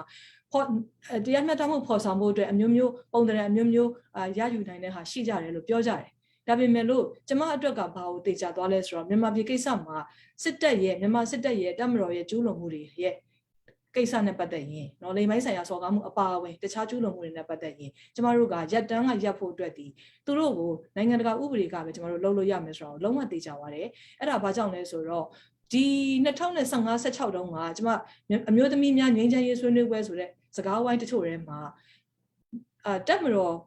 ်ဗိုလ်ချုပ်တွေရဲ့မိန်းမတွေနော်တပ်မတော်ဗိုလ်ချုပ်တွေရဲ့မိန်းမတွေကနေပြီးတော့မှတုံ့ပြန်ပြောဆိုတဲ့ကျမတင်ပြတဲ့ဒီလိမ်မိုင်းဆိုင်ရာစော်ကားမှုကိစ္စတွေကိုတုံ့ပြန်ပြောဆိုတဲ့ကိစ္စတွေမှာသူတို့ယောက်ျားတွေရှေ့တန်းမှာသွားတဲ့အခါမှာဒါတွေကျူးလွန်နေတယ်ဆိုတာသူတို့ကောင်းကောင်းသိတယ်သူတို့ဘယ်လောက်အထိပြောလဲဆိုလို့ရှိရင်မိသားစုနဲ့ဝေးနေလို့ဒါမျိုးတွေဖြစ်တာပါဆိုတာမျိုးနဲ့တောင်မှဘယ်လိုခေါ်မလဲလုံးဝပုံမှန်လင်းလင်းဒါမျိုးပြောချတဲ့ပုံစံမျိုးတွေတော့မှကျမတို့တွေ့ရတဲ့အခါမှာဘာပိုသေးကြလဲဆိုတော့ခုနကအပြစ်ပေးရေးယူခံရမှုမလုပ်နိုင်တဲ့ကိစ္စဒီခုနကဒီတက်မတော်အဝန်းအဝိုင်းမှာလုံးဝအမြင့်တွယ်နေတာမိသားစုတွေထဲမှာပါတည်တည်ကြီးနဲ့ဒါတွေကိုပေးလုပ်နေတယ်ဆိုတာကကျမတို့သိချသွားတယ်ဒါကြောင့်မလို့ဒါကိုလုပ်ဖို့လုပ်ပါတယ်အဲ့လိုလုပ်မယ်ဆိုလို့ရှိရင်ကျမတို့ဘာတွေနဲ့လုပ်ကြမလဲကြံခဲ့တဲ့၄နှစ်မှာရိုဟင်ဂျာအမျိုးသမီးညီမတွေခံရတဲ့ကိစ္စနဲ့ပတ်သက်ပြီးတော့မှကျမတို့ဒီနိုင်ငံတကာတရားစီရင်ရေးကိစ္စတွေရဖို့အတွက်အများကြီးစ조사ခဲ့ပါတယ်နော်အဲ့လိုမျိုးစ조사ခဲ့တဲ့ဥစ္စာတွေကိုလည်းကျမတို့ရလက်တွေတွေ့ရတယ်နော်ဒီကုလသမဂ္ဂစုံစမ်းစစ်ဆေးရေးမစ်ရှင်တို့ပြီးသွားလို့ရှိရင်လက်ရှိနေတဲ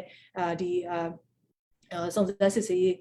်ဆေးဖော်ထုတ်ရေးနဲ့ပတ်သက်တဲ့ရန်တရားတို့ဒါမျိုးတွေကိုကျမတို့တွေ့ရတယ်ဒါပေမဲ့ ကျမတို့အဓိကသွားရမယ်နောက်တစ်ဆင့်ကိုရောက်ဖို့ကျမတို့တုံးဖို့စ조사နေရတယ်အရင်အရေးကြီးပါတယ်အဲ့ဒါကတော့ဘာလဲဆိုရင်တရားရုံးတစ်ခုရှိလာဖို့ပဲအခုလောလောဆယ် International Criminal Court ဆိုတဲ့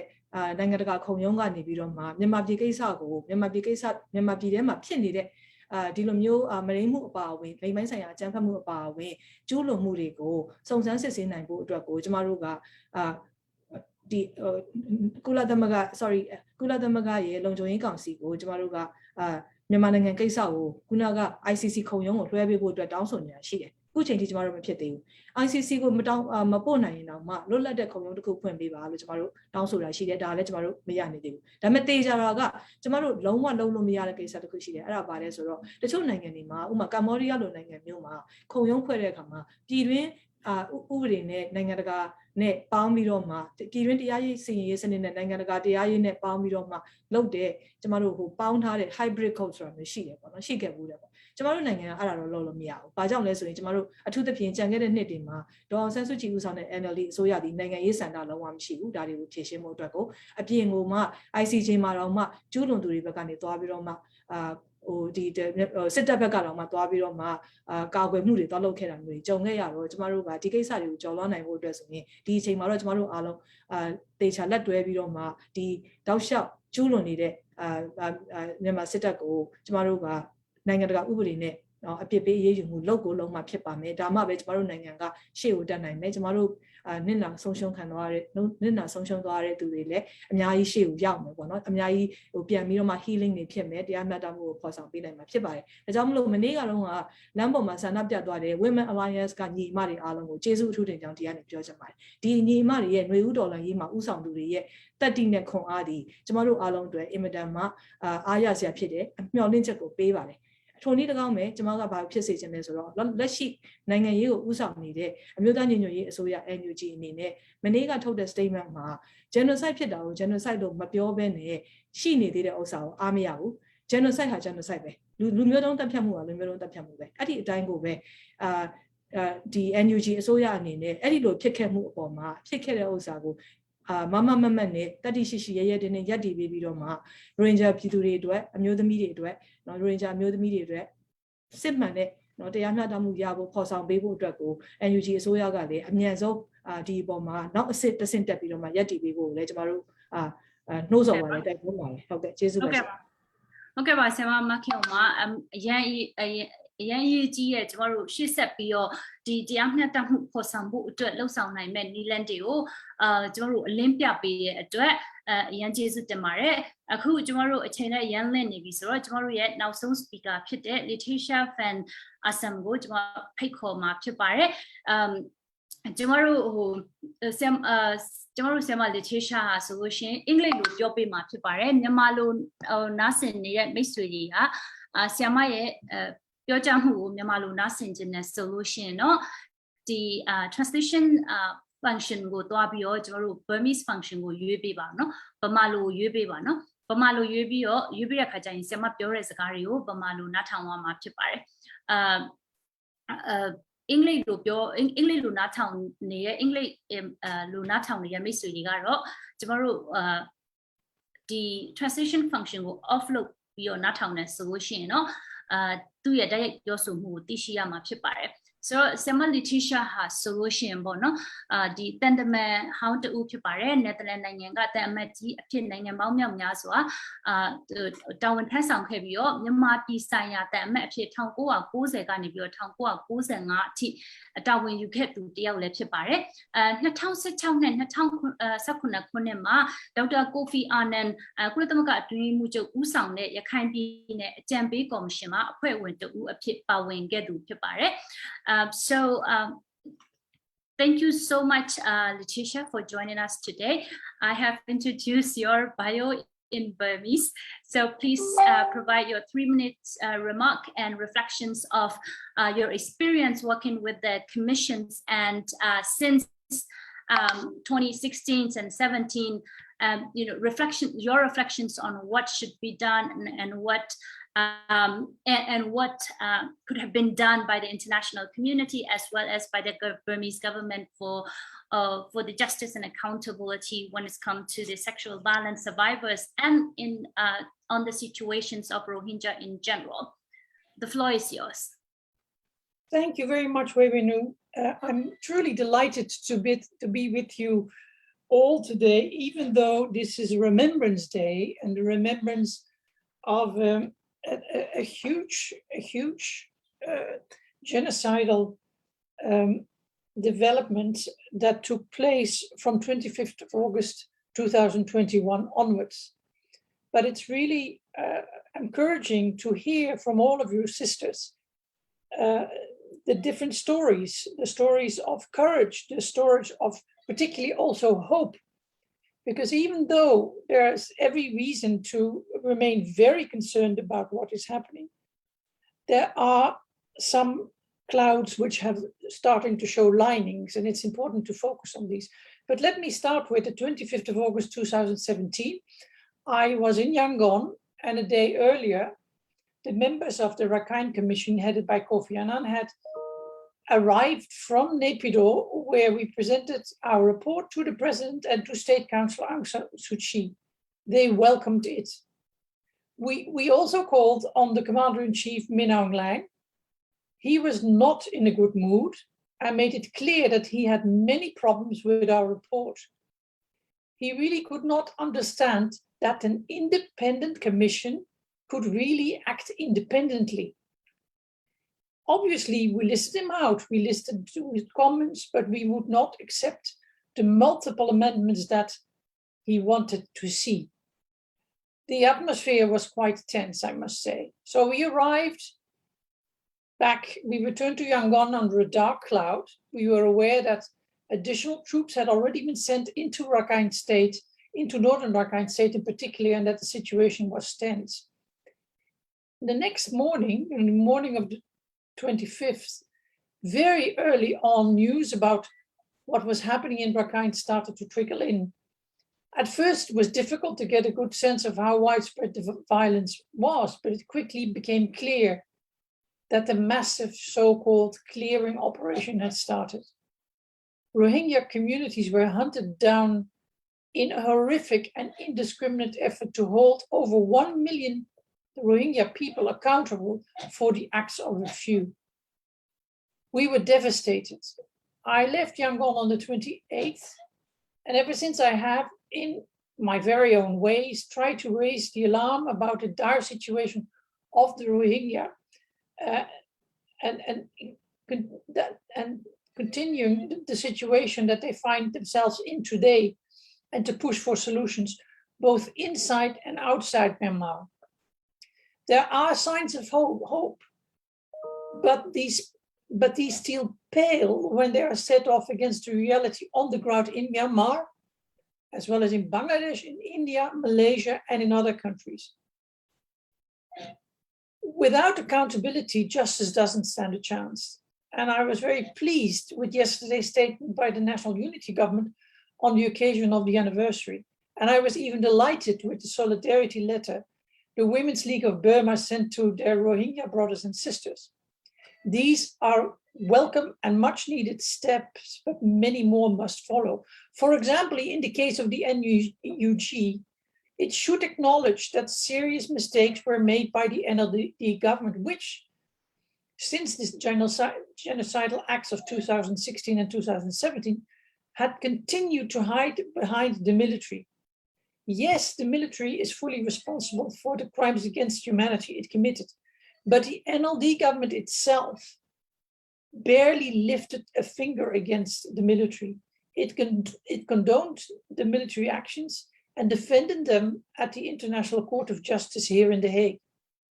Also, the NLD government did little to implement the Annan Commission's recommendations. Another thing that the NUG should also do is undertake a review of legislation and regulations that actively discriminate on the basis of ethnicity, gender, and religion. The NUG has spoken out about the citizenship law, and that is a welcome step. But what about the 4 highly discriminatory race and religion laws of 2014 and 2015. These expressly discriminate against women and Muslim women in particular. And they are still on the books, even though the Annual Leave government did have a majority in parliament and could easily have repealed them. It did not. I'm particularly, my major disappointment of this week,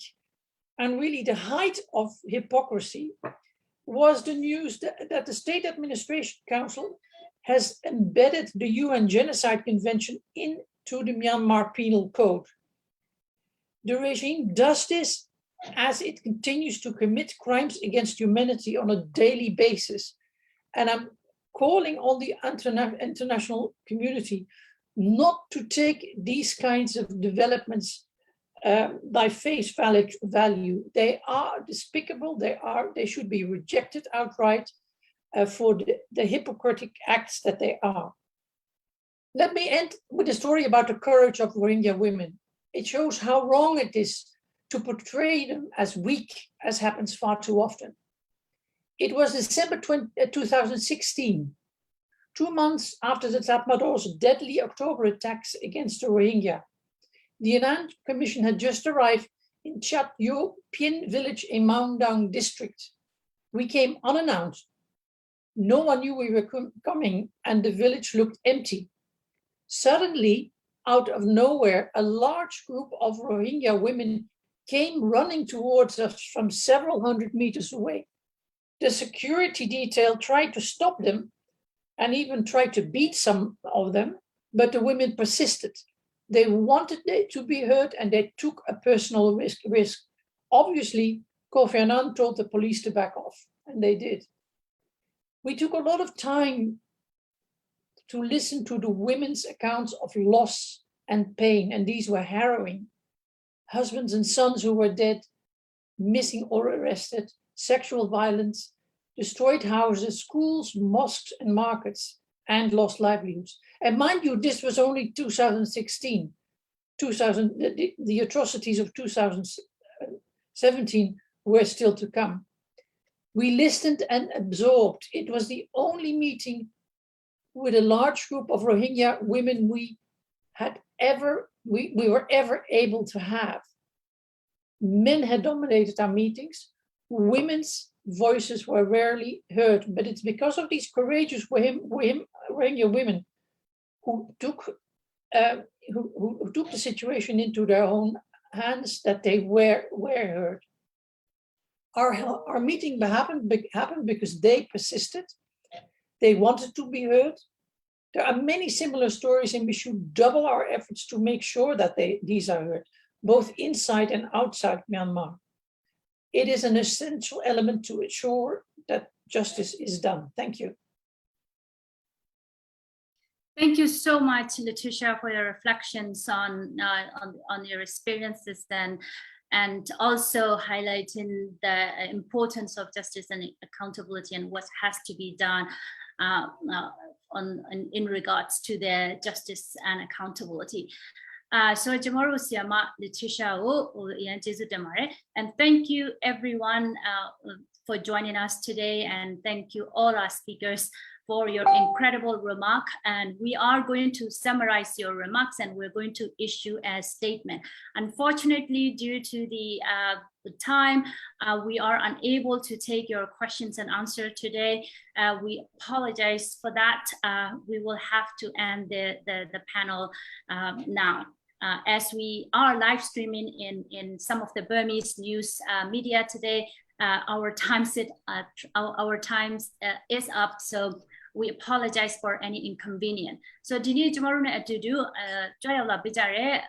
sema mya along atuwe jesu timare tomorrow ye meeting ma la yaw join pay thare miswi mya ko le jesu timare tomorrow ye season ko Facebook page de bo ka ni pi yo jishu ape ni jare pidu lu lu apaw miswi paw ko le jesu timare lo pyo jai net di season le ko ni gong chok chin mare tomorrow ye season go solution Women's Peace Network net Rohingya Genocide Remembrance Day Organizing Committee ya ni pi yo pu twe season na phit pare tomorrow di sunu bwe ye sunu jet de ko tomorrow to chong pi yo chong mong pi yo di now ဒီနေ့မတိုင်ခင်မှာဆိုလို့ရှိရင်ကျမတို့ statement တစ်စောင်လည်းထုတ်သွားဖို့ရှိပါတယ်ကျမတို့ရဲ့ statement ကိုလည်းစောင့်မျှော်ပြီးတော့ဖတ်ရှုပေးကြပါပြီးလို့ရှိရင်ဒီလိုမျိုးမတရားကျူးလွန်ခံခဲ့ရသူတွေအတွက်အတူပူပေါင်းဝိုင်းဝန်းပူပေါင်းဆောင်ရွက်ပြီးတော့တရားမျှတမှုဖော်ဆောင်ပေးနိုင်ဖို့ကြိုးပမ်းပေးကြပါလို့မြစ်တာရက်ခံကြပါတယ်ကျမတို့အရင်မတရားကျူးလွန်ခံရသူတွေအတွက်ကိုတရားမျှတမှုဖော်ဆောင်ပေးနိုင်မှတာလျင်အခုလက်ရှိဖြစ်ပေါ်နေတဲ့မတရားမှုတွေဆက်လက်စစ်တပ်ကနေပြီးတော့မြန်မာပြည်သူတွေပေါ်မှာဆက်လက်ကျူးလွန်နေမှုတွေကိုရပ်တန့်နိုင်မှာဖြစ်ပါတယ်ဒါကြောင့်မို့လို့အားလုံးကိုကျမတို့ဝိုင်းဝန်းကြိုးပမ်းကြရင်နဲ့ကျမတို့ရဲ့